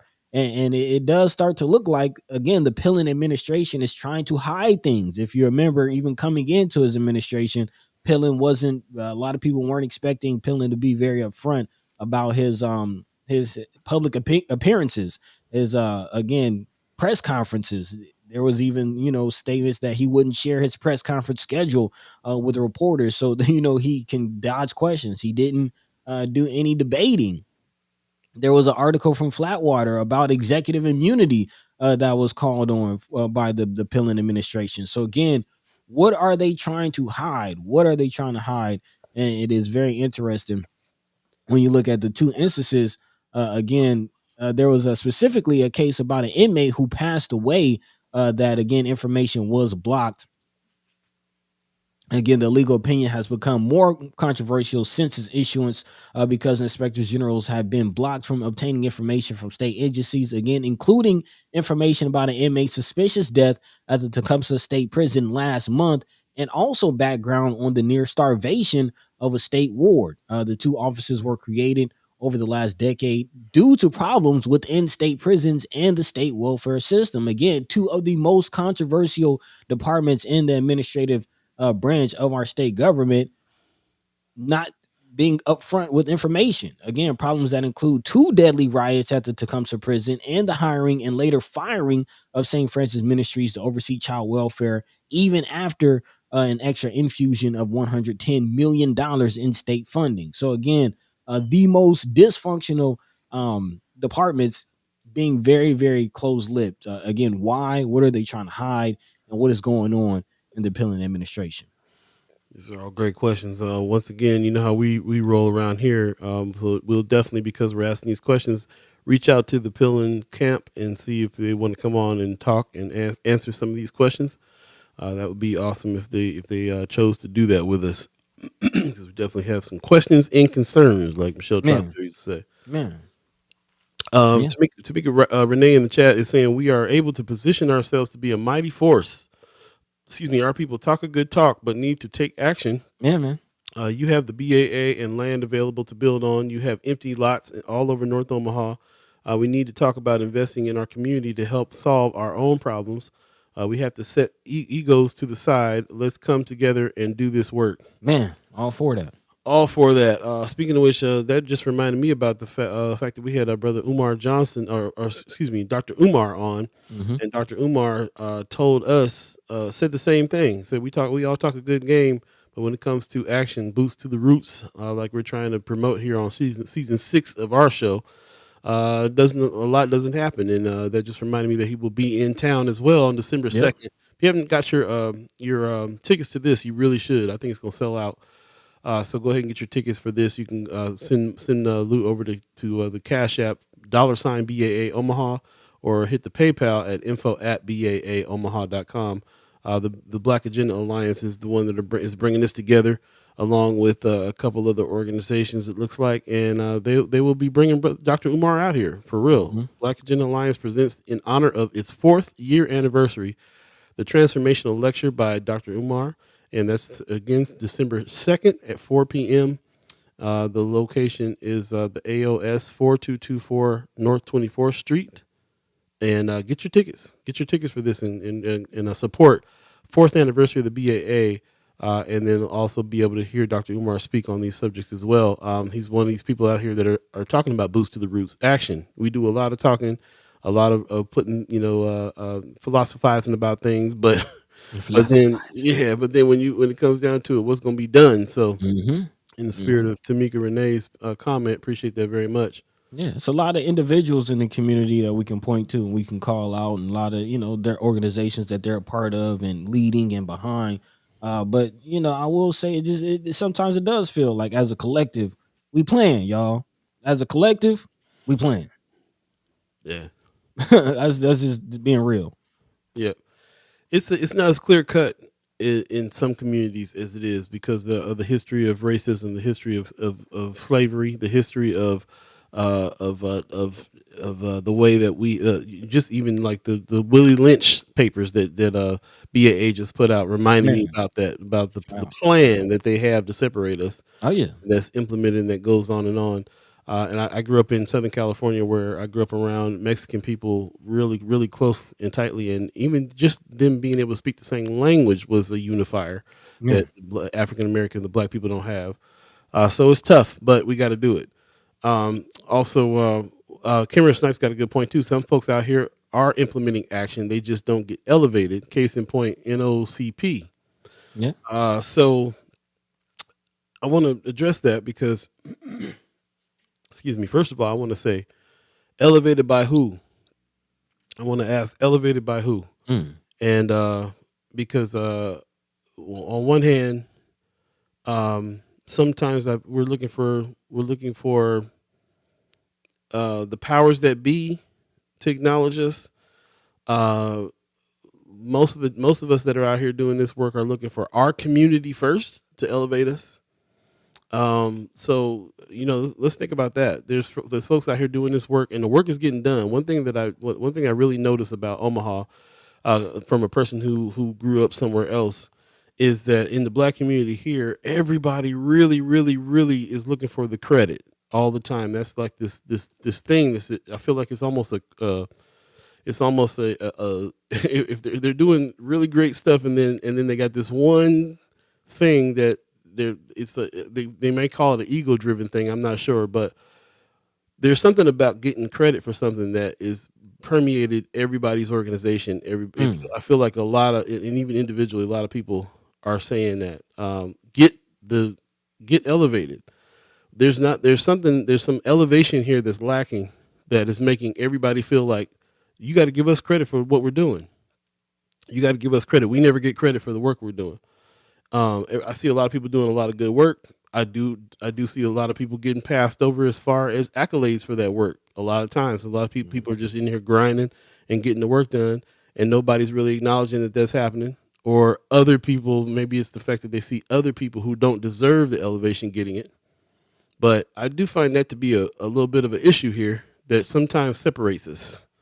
So what can we do to create a spirit of elevating the people and the organizations that are doing the work that will allow them to just do the work and not really have to come back and demand credit all the time, or a lot of I think a lot of people start organizations and start other entities that are doing the same work that other ones are doing because they're not getting the credit, and they want to say, well, let me start my own so I can get the credit over here. This credit seeking thing that I really want to dive into and figure out, because I think it's a natural thing to want to be acknowledged for the work that you're doing. I think that you should be acknowledged for the work you're doing. We're even in this thing right here because we don't like how mainstream media doesn't acknowledge the work that people are actually doing.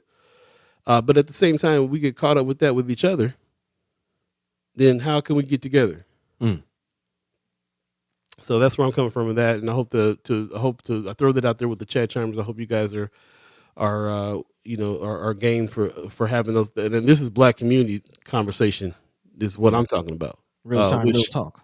Real time, real talk, which is something that we're looking at in 2024. We need to have some family discussions as well. I think is what we're even going to start calling them, family discussions. So I'm putting that out there to the Black community. Can we get together and talk about how it is that we relate to each other when it comes to that? Because I did this. Oh no, but I did that. There's a whole lot of that going on, but that's coming from a need, and the need is we get no elevation, no look, no nothing for the work, no credit for the work we're doing, and we're gonna start feeling like that. We're gonna start feeling like that, right? Maybe we gotta like start our own awards or something. Yeah, you know what I'm saying? Like something that helps with people feeling like they're getting recognized for the work they're doing. Kimmer says, I do feel like there is a lot of credit seeking, though. I agree. That way folks ain't nobody doing anything.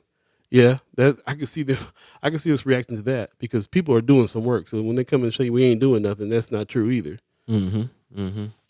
That woman, interesting comment. She says, I think that desire for credit also comes from others not taking you seriously unless you have a history of documented work, which there is, what have you done for me lately is a thing. And who's writing the history? Who's documenting the work? Because if you depended on mainstream media or people that write the history to say it, then it's not gonna get documented. Right. So another reason why media is so important, having our own media is so important. Kimmer Snipes is elevated to the point that there is work happening. Right. Yeah, at least that. Because there is a lot of people saying that nobody's doing nothing. That's not true. There's people that are full time having conversations and trying to collaborate and trying to put things together. And there's especially people full time with boots to the roots helping. Daily on some of the issues. I'm thinking about Kimra doing the work that she does, hitting all the meetings, putting things together day and night. I'm seeing her working on stuff. I'm seeing Brother Kasim and them guys working with the kids on a daily basis. Brother Sherman and them out here looking for our elderly folks and everything else that's going on. So yeah, I mean, elevated by who? I got to go back to that question. We elevated by who? And what can we do, especially us as First Sky Omaha, what can we do to raise the elevation enough to where people don't have to worry about getting credit for everything all the time? Because we definitely try to elevate as many people as we can when we recognize that you're doing the work. Yeah. Wanda Lewis said, let the results speak for itself. Well, that's in theory. I believe that, yes, let the results speak for themselves, but that doesn't always work. It doesn't always work. When we had Willie Barney on just recently, one of the things that even he acknowledged that they need to fix is to broadcast out more what they're doing so that there's more transparency. They said he even said it. We got our head down, we're working, and sometimes we don't always look up and let people know what's going on, and that's our bad. And then we're going to do more communicating about what's actually happening here. So, and I see that not just with his organization, but with a lot of organizations. The organizations that are working, like you riding around 30th and Ames and you see a line around the corner because Willie Hamilton on Black Men United is handing out food. The ones that are working are not. They're too busy working to be in press conferences and news conferences and tell everybody what's happening and have meetings with the community and let them know what's going on. They're too busy working, and the community knows that they're out here working like this. The community is benefiting from that. The work is speaking for itself, but there's still a desire from him and that organization to be recognized for the work that they're doing. Yeah. And where does that come from? Like I said, it may come from other people who are getting the credit for work that they're not doing. It could come from a lot of different things. I'd like to figure out what that is and what we can do about it. And let's not, play like finances isn't a big part of this. Like, credit usually leads to financing. Credit usually leads to grants. Credit usually leads to all that recognition beyond just, you know, being acknowledged, but that acknowledgement, there's sometimes a price tag attached to that. And let's be real, it does take finance to get some of this work done. Like that is a part of it.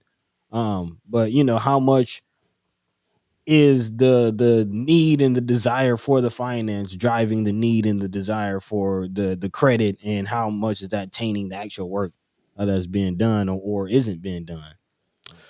True that. I keep on going back to Wanda Lewis's comment. Let the results speak for itself. We have public relations companies. We have media. We have journalism. We have all these mechanisms to speak for the work. Mm-hmm. It can't speak for itself, unfortunately. It has to be told. There has to be marketing. There has to be all these things that we sometimes leave out of our situation because we're too busy working. We're too busy trying to get the job done, and we're not communicating out to people what's happening. Kimmer says sometimes I do want to see a history of documented work. I ain't gonna lie. Mm-hmm. Mm-hmm. John Carter in the chat. Good morning as well. Appreciate a new name here. Says thus the reason for so many duplicating nonprofits for North Omaha. Paid gatekeepers will always keep new people, new ideas, and new money sources out. The duplicating of nonprofits is what I was thinking about when I was thinking of this too. A lot of times, just because people are not getting the credit they deserve for the work they're doing inside of one organization, they'll go start their own. And then we got 2, 3, 4 nonprofits doing the same work, not collaborating, not getting together on that work to become more powerful. And the sole reason why they decided to go start their own thing is so they can get the credit. Is because they're not feeling like they're getting the credit. And that's one of the reasons why I'm saying what I'm saying. That's one I was thinking of is how many different nonprofit organizations and organizations out there doing all the same stuff. Stuff getting together is where, we know from the jump for us that it's all about putting things together. You see different black businesses all around town, but it's only when they put together, something like this, the Essential Shop, where several different black businesses get together, is when we really see our power. Yeah. You know what I'm saying? So, so here you go, and you got a place to go, and you got a something. Ooh, excuse me. You got something on your phone, an app that you can go to, and an actual spot that you can go to, and really see the power of black business all around you. So, we know collaboration is the key. And how can everybody share the credit for what's going on? We got to figure this out. Yeah, I mean, the family got to figure this out. Yeah, and it goes back to that whole: are we really subscribing to this idea of rugged individualism? Like, to what extent are we willing to work together? What does that really, really, really, really, really look like? And it's possible, man. Like, we're talking about North Omaha is not the largest swath of land. Like, it's a very kind of confined area to where we can definitely put some things together. So I will take this time to give a shout out to the Empowerment Network, who is taking that approach. Give a shout out to Senator McKinney and Senator Wayne, who try to entice people and try to incentivize people to work closer together to get these funds. But we just got to see it for ourselves and believe it. And I think somebody said earlier, seeing is believing, as far as us coming together and just for the sake of the work, just for the sake of the work. Yeah. Kimmer's even saying in the chat, like, not even done for me, but done period. She says, because sometimes you have to, you do have folks pop up, and it's like, who the hell are you, and where did you come from? And after you've been doing the work all this time, and she says, I may be wrong, maybe, but I'm honest. No, I don't even think you're wrong on that. I think it makes perfect sense. It is the thing. It is the thing. But when you think of, like, we're in a war, if you think we're in a war, and you count yourself as one of the soldiers in this war, you a soldier, you putting your head down and you going for what's happening. The leaders are leading, and you going in that direction, and that is what it is. They don't do a whole bunch of pulling people aside and giving them awards for their efforts. So there's this idea of like, if you're in it for the credit, then maybe you ain't even in it for the right reasons. Now, the people that we work with, like Kimra Snipes, is not in it for the credit. She's in it for the work, and she gets the work done. She should get the credit for the work she does. Mm-hmm. You know what I'm saying? And when she's not getting the credit, it is a problem. And when the other people in the this is the reason why it was so important for when Brother Kasim and Brother Willie Barney finally had a conversation as well. So the Empowerment Network basically is saying, hey, BAA and Untamed are doing good work, and it makes a difference because you're right. You get the credit, and the credit after the credit comes the flow, comes the conversation, comes the collaboration, comes all the things, Mm-hmm. and it's all this is the reason why we deal in respect. I think respect is the root word, is the root idea for credit. Everybody, respect the work that people are doing. Put respect on their name when they're doing work.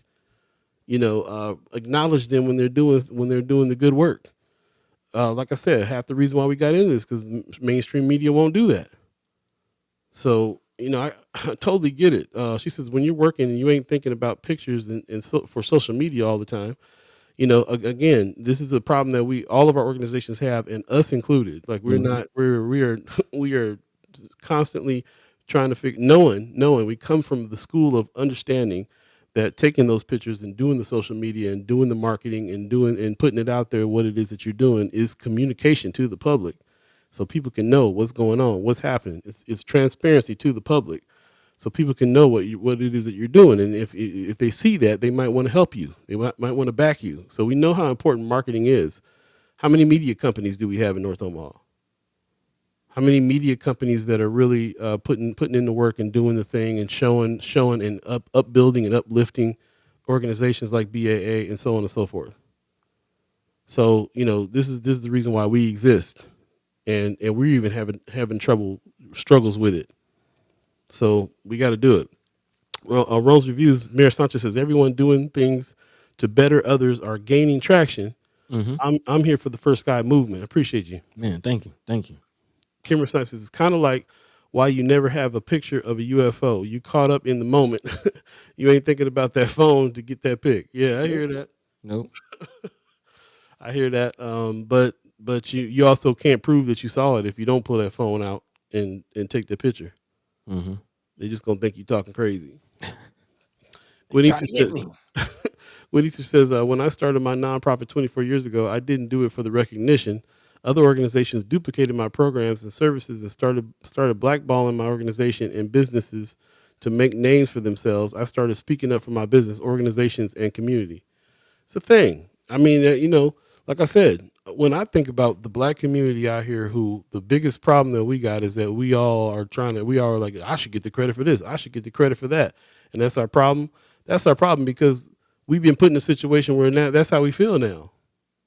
It ain't. It's the symptom of. It's the result of a situation where nobody's getting the credit. It's the result of a situation where they don't lift us up when we're doing something big, when we're doing something good. There's no lift up. How many articles?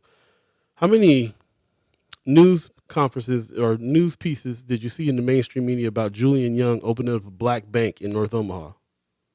Yeah. He get recognized by Black Enterprise magazine and Forbes and everything else for the work that he does. How many stories did you see in North Omaha about him opening up a black bank last weekend? I guarantee you he'll get it'll be national news this week before it'll be Omaha, before more than one or two organizations report on that. I mean, you were at the opening. How many people were out there?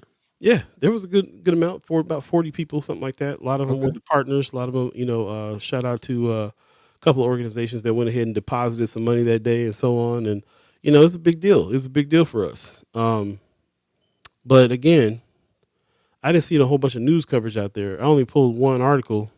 I believe it was from Omaha World Herald. Not sure. Can't remember. But I know that it's not, it should have been made a bigger deal than it is. how many people, we don't have a whole lot of black media, which is the reason why we're here. And Mhm. black media would have got it around to all the black community that there's a black bank come and support. But how many people actually gonna do that? It's when black folks get together, we be like, well, you know how it is. How many people are actually gonna come and do that? How many actually people are gonna come and support this black bank? Right. Well, we should, all of us who now is aware that that exists, we should Yeah. push your support. But again, we've talked to Julian Young about this as well because he's our financial advisor, and we're creating a partnership so that we can be a media mouthpiece to talk about the Hmm. things that he's doing. Hmm. He recognizes he needs it too. Everybody needs it. Kimmer Snipes says, "Can't nobody do the work one Omaha is preparing for? You got to get you a camera for that." That's right. Yeah. That's right. No, that's the truth. Excuse me, y'all. It's 8:30 right now. If you believe in the concept of time, I really appreciate everybody bearing with us and also contributing to the conversation here, for sure. Definitely going to keep on going in the chat here. Is some good comments here. If you missed any parts of this show, go back and listen to them on Facebook and YouTube.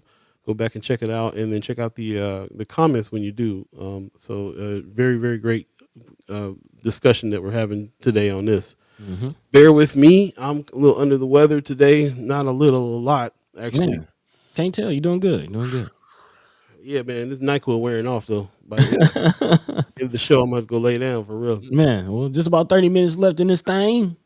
Gonna power through. Yeah, appreciate that.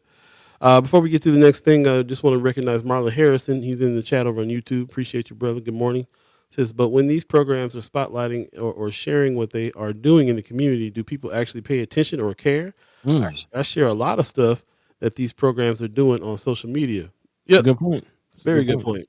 It's a good And point. Yeah. it's also the style. It's also how does it come out? If it's on Channel 7, it's a press conference. I know a whole lot of folks in the hood ain't gonna be ain't watching that. Mm-hmm. So again, how does that come out?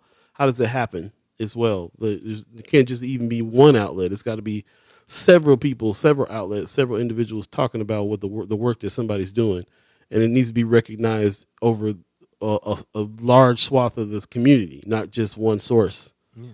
And I mean, really, again, I'm kind of going back to like, do we care about each other? Like, I'm really, really, challenging the like. Yes, I think there is a certain level of love and care, but like, do we really care about each other? And when I say we, I'm not talking about just people listening. I'm just talking about as a greater community.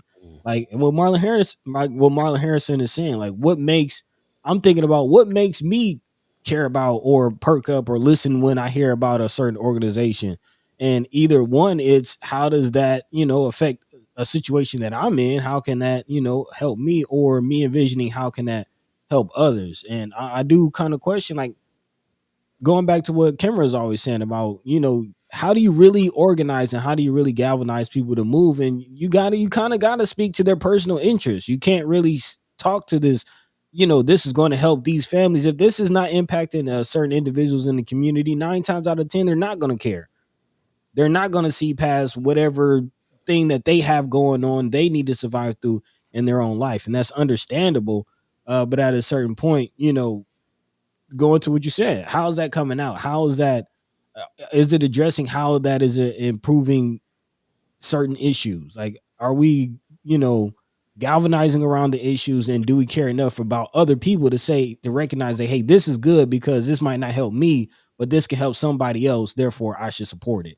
Not just I support it because this can help me And you know individually. what? I want to push back just a touch back on what you just said on that, because I think that it's easy for us to think that everybody is only interested in their own self interest. But I found that people in our community, of any race or any economic status, does have that ability to have that higher mind about what is a good thing that's happening and what's not. It's Mhm. whether or not they take any action on it is another question. But Mm. I do think that we're able to see past our own. This is good for us. I think a lot of black folks will say this will be good for black folks, but we're just not used to taking any action on that thought sometimes.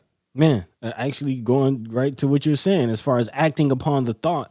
I like how that woman is kind of wording it. She says, "True, I was mentally supportive of the BAA, but when I saw their work with children, which I know I can change our future, which I know can change our future, that's when I supported the actions. People need connection to get motivated. Or So thank you for that. And again, yeah, I definitely agree that there's probably some people out there that mentally support a thing and can mentally, look at like this is recognize why a certain effort is good. But what does it take for people to actually mobilize? What does it take for people to actually get involved and do the thing, actually support and do the work, not just lip service? yeah.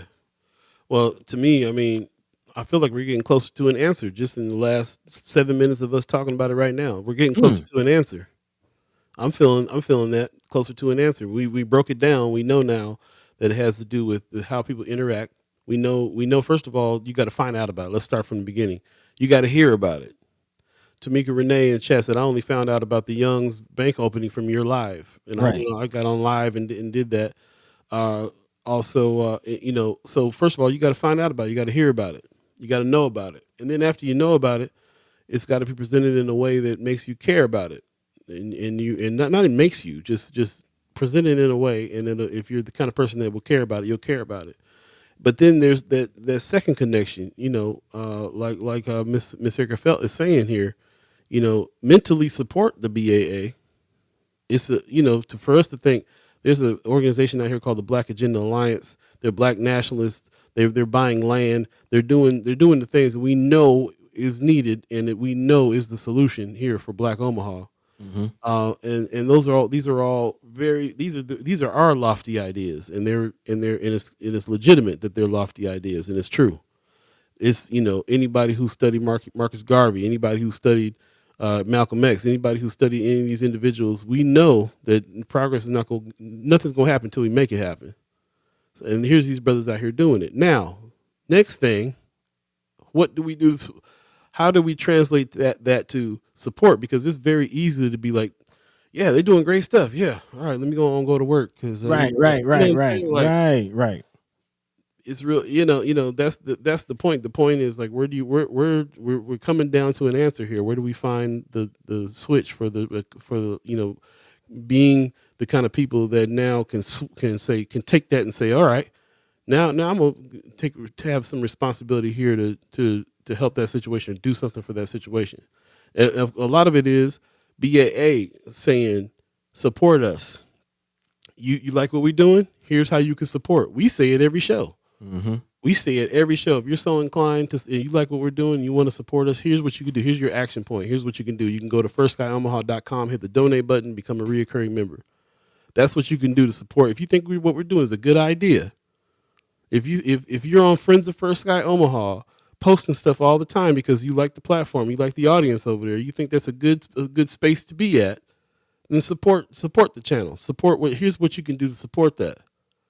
And so the first thing is us saying that, us putting that out there. But the second thing is as a community being like, you should support BAA. Right. Right. Right. You also got to have that part. You got to Right. co-sign. You got to co-sign on a bunch of stuff on top of that. Put your money where your mouth is, then co-sign on that, and tell somebody else to get down on it. Man, and Like, that's you know who's the perfect person for this? A Chad Chimer named Mayor Sanchez, man, the mayor. the mayor. This he we gotta ask you, brother Sanchez, how you do this, because you're the kind of person that put yourself in the middle of that thing. You see something's good happening at First Sky. You see something's good happening at BAA, and your next thought is, what can I do to help that out? Right. And Mayor Sanchez has been over to the BAA to teach kids how to fly drones. Man. Mayor Sanchez has been to the Chad Chalmers kickbacks providing food for the First Sky Omaha fam. He immediately says, "Hey, this is great. I want to be a part of that," and jumps right in head first. If we had a black and brown community that did that for everything that we need, We'll be straight. straight We'll be up, straight. Because that, big, that's why we, have no qualms about calling you the mayor, man. Like, when we talk about we all we got, like things like opening your house for the holidays for come people who on, might not have anybody to spend time with. on the chat right now, offering to open up your home to people that need it. You know what I'm That's saying? that's the energy. That's the energy we need. So When we talk about boost to the roots, when we talk about teamwork, making the dream work, when we talk about this support, and I talk about it all the time. Like when we talk about politics and voting, how much are we communicating with each other as a community? Because we talk about, the dollars.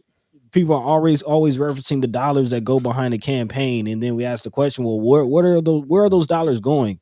What is that being spent on? And a lot of that is mailers, ads, things like that. But again, we got social media. If we were really communicating and we really, moved and just looked at each other as a community, why is it so hard for word of mouth to get out about a good candidate? Why do you need hundreds of thousands of millions of dollars to spread the word? Like we should be talking like, hey, do you know about X, Y, and Z? Do you know about this? And also with the organizations that's going on, hey, what do you need? Because word of mouth works, It does. and it happens all the time, and for other things. Exactly. Every second of the day is happening for other things, less constructive. You know what I'm saying? You gossip or some tragedy or something going on around town will get around so fast, it's ridiculous. You don't even Where to need get things around? like that. Yeah. I want to jump into the chat a little bit if we could. John Yeah. Carter is in the chat saying if the church would tithe, give 10% of their annual contributions to local businesses in support of it, and request their entire congregation support that business for 2 years, that business can then tithe, give 10% of their annual profits back to the church. That true community involvement, that's true community engagement, that's building the village. So we talk about. Love that concept. As a matter of fact, we were just talking about this because we're about to start some advertising on this channel. A lot of people are reaching out to us and saying that they want to advertise their things on our channel, and we are in the great position to be able to pick and choose who we want to engage that way. So, and of course, us, we're not gonna have nothing on here that we ain't backing and that we're not about. So, as we're coming up with our whole policy and things for that, I'm thinking about that. I'm thinking like, what would be the advantage of people advertising with us? And well, that's y'all. Mm-hmm. You are the people. You are the reason why they want to advertise. They see not just listeners, but they see engaged individuals. They see individuals that are engaged in this process, and they feel like that's a better. You want to have them kind of people that are down, come and frequent your business. So this idea is what I'm talking about when I think about this comment that John Carter is saying right here about the church, if the church, excuse me, the church has several people in, many people in congregation. Some churches have hundreds and even thousands of people in their congregation. There are some instances where the church says our congregation needs to do this and do that, and the whole congregation does it, whatever that is. Put some money in the plate.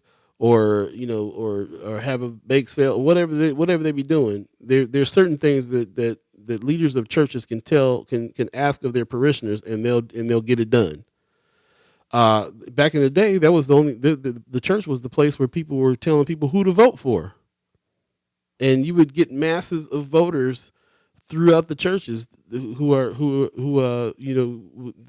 would get people like Dr. Martin Luther King that would come to each church and talk to each congregation, and before you knew it, you had a ton of black voters because the black church was promoting that, and their leaders were saying that. And this is what it is when you get into a collective. What it is, the reason why we changed to a like-minded situation here instead of an adversarial type of news show was because the like-mindedness is what's going to bring us all together and be able to put boots to the roots and make something happen. That we're all like-minded individuals. How can we inspire each other for the things that we think is important? What can we do? If I say Ida Vital Ida Vital Juices is a dope black company ran by a black young woman who's killing the game and giving you something nourishing for your body, and we're about that business and we're promoting for her, we hope that you would listen to that and go frequent her business. Mm-hmm. How else are we going to get this ecosystem happening if we don't act like that? And you're right, Brother Carter, the churches could do a lot on that. He also says the church giving back to the community through business support and development is important. A congregation that truly gives back will grow. People will not continue to support an organization that clearly demonstrates it does not care about their livelihood. well-being, and children. We as Black people need to realize that, and we cannot have our hand out and our chest out at the same time. Woo, Mm, heavy. man, man. And I'm just saying the church. You saying the church, but I'm saying any Black organization that is trying to bring Right. folks together. Right, man. Thank you for making that point. Because a little further up, Kimra is responding, which I agree with her sentiment, saying because she says, "What's the data on churches that are actually bringing in large revenue? Because they talk like churches are bankrolling. It might be a few, but majority, nah." And I definitely agree as far as I mean, there are churches that are struggling, there are churches that aren't pulling in big revenue, but I think it's not about the money. It's not about the money, it's about pulling people together to move with intention. Right. And regardless if that's money, manpower, word of mouth, whatever it is, what human capital, whatever it is, going back to what Sister Tamika is saying in the chat, she says, as a people, we have to be more intentional. We've fallen into the matrix. It seems like we are no longer tired of being sick and tired. So many of us have settled. Mm, And again, it seems like a lot of us have forgotten the cord that binds us. Again, where is the real unity moving as a community? Where is that? I don't see it. It's very siloed. It's very you do you. I'm gonna do me. Good luck over there. I'm gonna get what I can get. And we're not getting anywhere like that. Where is the real intentional movement? So when I see Brother John talking about activating churches, it's not about the funds. It's not about the funds. That's not the least of it, but it's not about that. How can we pull together and move with intention as a community? That's not happening. very true. Very true. Yeah, I appreciate everybody that's jumping into the chat. I was going to get back to Tamika Renee's uh, comment. She says, us mobilizers need a roundtable meet. Yeah, us mobilizers need a roundtable meeting. First guy should set it up. 2024, we're looking at doing something Just that. similar. Yep, yep. So definitely want to talk about that. Um, let's see who else was. Let me think. I'm looking at this chat real quick. I'm sorry, y'all. I'm sorry. No, you went in. I'm a little foggy brain this morning, man. I'm not feeling well. Not feeling well. Um, okay, go ahead, buddy. Not sure what you mean. I'm tripping. We can talk about it later. We can talk about it. Yeah, Oh I yeah, yeah, get yeah. you. No, I Yeah, got you. I got you. yeah. Foggy brain, y'all. Not feeling well. Appreciate That's all y'all. right. 8:47 right now. If you believe in the concept of time, you're listening to First Sky Omaha Radio. First Sky Omaha in the morning. In the morning. Paul B, Buddi3 Da Gawd, and all of you chat chimers, ghost listeners, please definitely go back, check out the show in its entirety on Facebook and YouTube. Like and subscribe on YouTube as well. And also, this is kind of a news Wednesday, so we're kind of catching up on some of the things that are happening. And I wanted to ask people if they went to the BAA's meeting on gun safety. If anybody went to that meeting, I wanted to hear from you what was going on there. This was last Saturday. This went down. If you went to this firearm safety and law instructional course, I would love to hear from you. Get a little report on what was happening there at that particular meeting. So, yeah, let us know. I'm trying to navigate the chat a little bit too, and just see if I'm missing anything that I wanted to bring out here. A lot of good points, man. I just kind of want to go through it. As a matter of fact, you see anything, buddy? I know you're checking it out too. Anything standing out to you right now? Yeah, yeah. Looking at Miss Erica Phelps' comments, saying if you want child care and preschool programs of all styles, centers, and in-home to be sustainable and feed healthy food, please see my post in an hour in the group and on Nebraska provider spot for CTA, giving us efforts to support. Also, she says, I think there's also an issue with those who don't do church or aren't Christian being feeling excluded from participating and offering help. Don't apologize. You're amazing. Talking to you, Paul. But again, um yeah, I'm kind of acknowledging what was Sister Erica Feld is saying as far as this is something we talked about with the pandemic. This is something that became very, very glaring to me during the pandemic as far as the resources that were made available, financial resources, rental aid, food resources, a lot of those resources that were made available, they were given through nonprofit organizations and churches. And again, I've seen it play out. Like if you're not a part of a church, if you don't go to church, if you're not a part of a nonprofit organization, or if you just don't know that these organizations and churches exist, then you didn't get the help. You didn't get, the resources. And now I'm thinking of, and I'm kind of segueing into a couple of articles. We've got just about 10 minutes left, and we have a lot of things going on with behavioral issues, mental health of our youth. And this is something we've been talking about now for over the last week, as far as LB 620 and what is coming up legislatively as a response to some of the mental health things that we're seeing from our youth. And again, as a community, how are we moving with intention to save our youth? Where are we coming together? Um, because I'm hearing that there's some legislators who are talking to churches, who are talking to clergy, who are coming up with these bills. This is what I'm hearing. That LB 620, was drafted, and for those of you who don't know, LB 620 is a bill that is potentially coming down the pipe, that will give the eligibility or availability for 12-year-olds to be hit with felonies and 9-year-olds to be detained. Again, not the answer. Like, locking up our children is not how you respond to mental health and behavioral issues. But again, how are we coming together? How are we moving with intention? Because this is something that is definitely going to impact us all in one way or another. So what institutions are there, even outside of our churches? What institutions are there for us to really come together and stand on and get things done? Yeah, that's a great question. There's a whole lot of organizations out here. A lot of them doing different kinds of work. Some of them doing some of the same work, and there's so many different aspects of things that we need to be taken care of. It's all life. It's all life. So it's almost like if you don't have the family backing that you need for every part of your life, then you're gonna need outside help, and that's where we are in North and South Omaha. I feel like in a big way. And just the time frame. It's not even just our city. It's all over the country. It's the time that we're living in right now too, where Yeah. churches don't have as much influence as they had before in certain areas, and so on and so forth. What is it that you can do, even individually, to come together on that? So, I mean, to me, those are all very, very important pieces there. That bill that we're talking about, 620. Mm-hmm. Another fire point that happened not this Monday, but the Monday before last.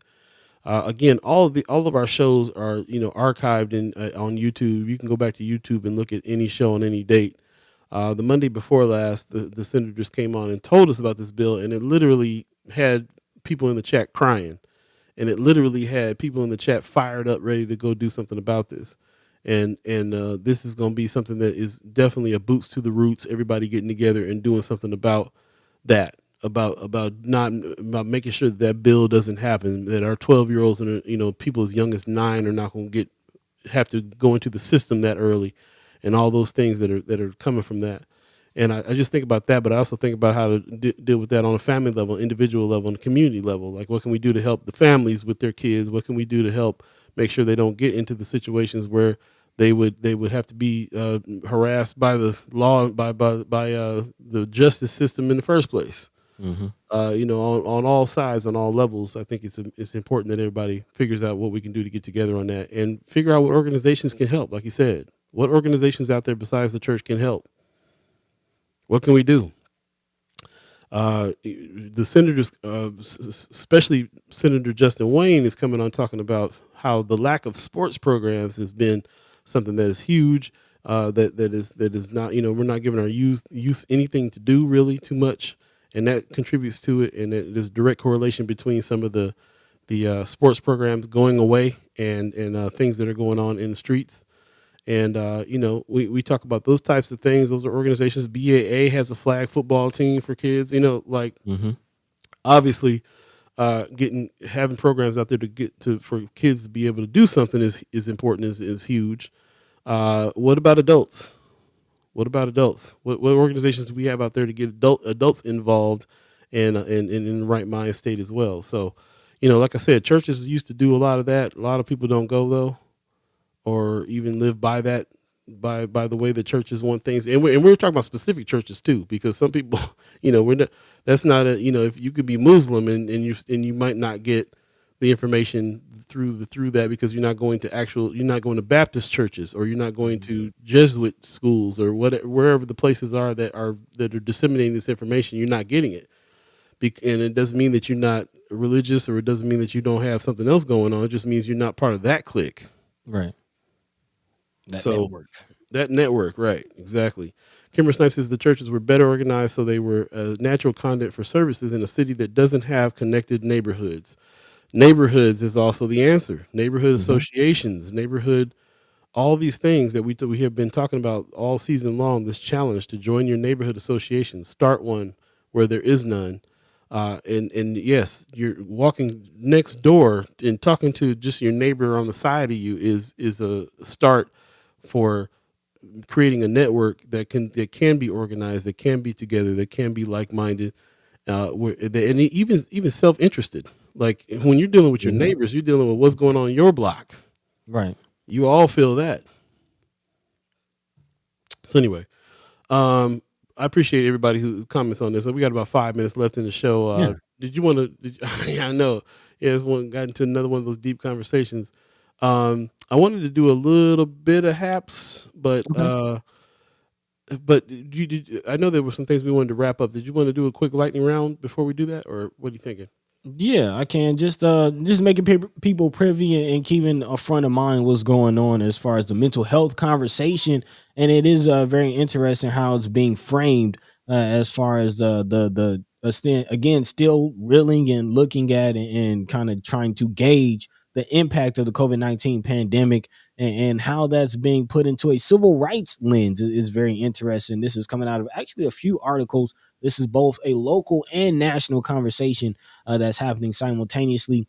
This being reported out of the Omaha World Herald. Headline reads: Nebraska educators recount problems of youth mental health and special education. This coming from a recent panel that actually took place on Wednesday, or excuse me, yeah, last week, from a virtual briefing from the Nebraska Advisory Committee to the U.S. Commission on Civil Rights. One in particular, one individual, Miss Brenda Basingwaith, who is University of Nebraska Medical Center psychology professor and works at the Monroe Meyer Institute, which is one of the university's facilities that provides care for people with intellectual and developmental disabilities. The state special education teacher shortage has been one of her biggest challenges. Again, we've just talked about in OPS, 3 schools closing down their special education programs. And again, one of the biggest challenges as more students are missing out on services that they need. She says in response to staff shortages, administrators have had to make difficult decisions to close special education classrooms. When classrooms close, students are transported to other classrooms in the building. This can create a hardship on students. These decisions are not made lightly, and when you do not have the staff, there might be many other options. But again, there's a series that's going on that this meeting was a part of, a series of panels to examine civil rights implications of the COVID-19 pandemic. The state committee is actually a 13-person group of volunteers who help the commission investigate Nebraska issues. They will provide their findings and recommendations from public testimony to the commission to help address education problems made worse by COVID-19. If you remember, there was actually a report earlier this year that some freshmen coming into high school now are so impacted by COVID-19 that I think the graduation rate was expected to be very, very low. Wednesday's briefing revolved around the pandemic's impact on Nebraska's most vulnerable students, i.e., low income Black and Brown students, quote unquote, such as those with mental health issues and also in special education. Basing White, the first to testify during the briefing, recounted her school experiences, but emphasized that she wasn't representing her employer, just speaking personally.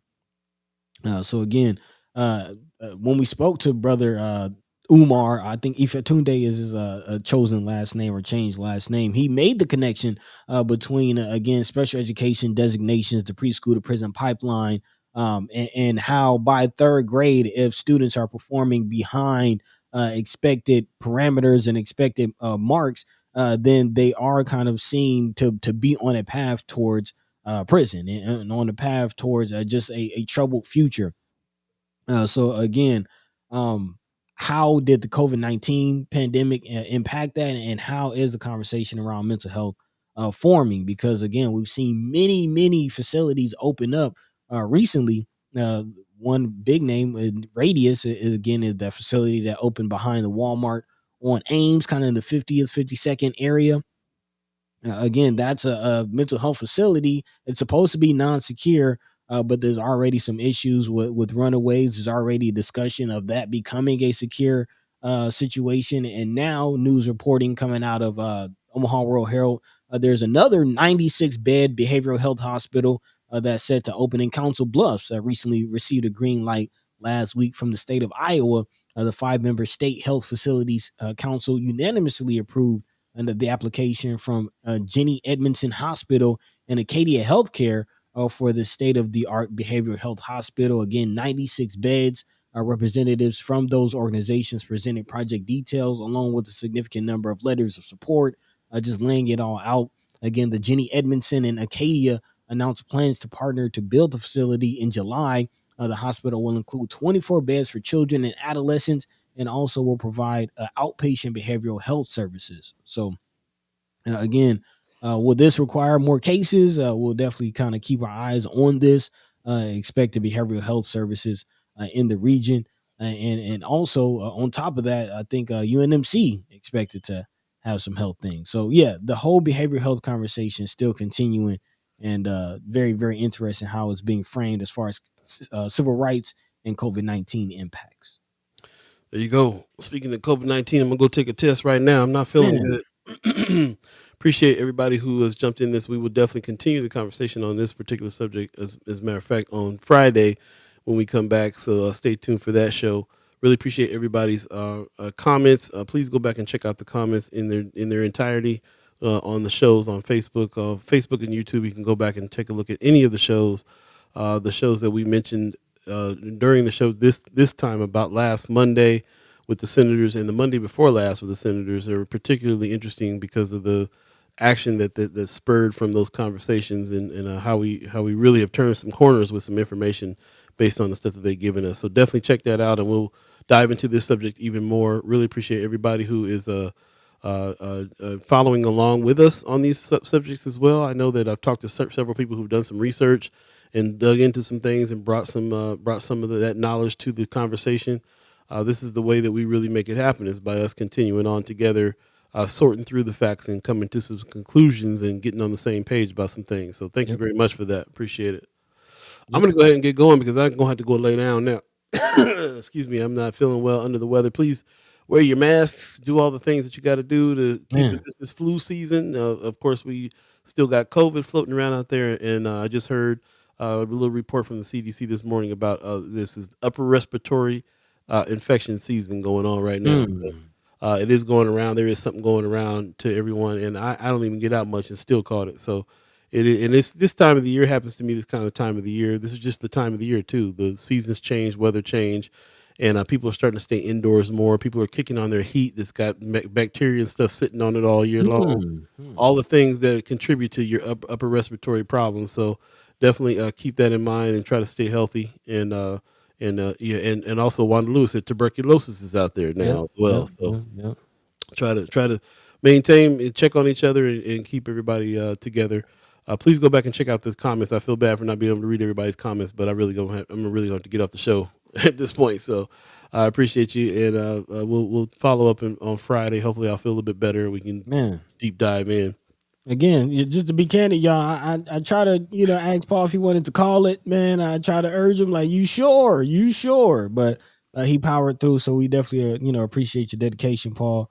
And Yeah, yeah, man, get well soon. Get well soon. Get your rest up today. Hopefully, you'll get the nutrition and everything you need, and we get you back Friday feeling a lot better, man. So in the meantime, between time, let's go ahead and get out of here. Y'all take care of each other, take care of yourselves, enjoy your families, whatever you're doing. If you celebrate the holiday, if you don't, it's all right, man. Just take care, and catch the same time, same place, right here on Friday. appreciate that. Rose Reviews is saying, "Have a blessed holiday, everyone." Show on on grid or no show? Talking about Friday? Probably you talking about show on Friday? That's a good question. Yes, I believe we're gonna do a show on Friday. We'll see. Get Okay, well yeah, soon, bro. Get yeah, well soon. we'll see. Get It well ain't gonna soon. be because of me. This is I'm at the peak of the feeling ill today, so I Mm. should be on the upswing by Friday. But it's just a matter of it's Indigenous Day on Friday, right? It's a Yeah, I holiday, guess so. and everybody's gonna be and then the people that do Thanksgiving will probably be still hanging.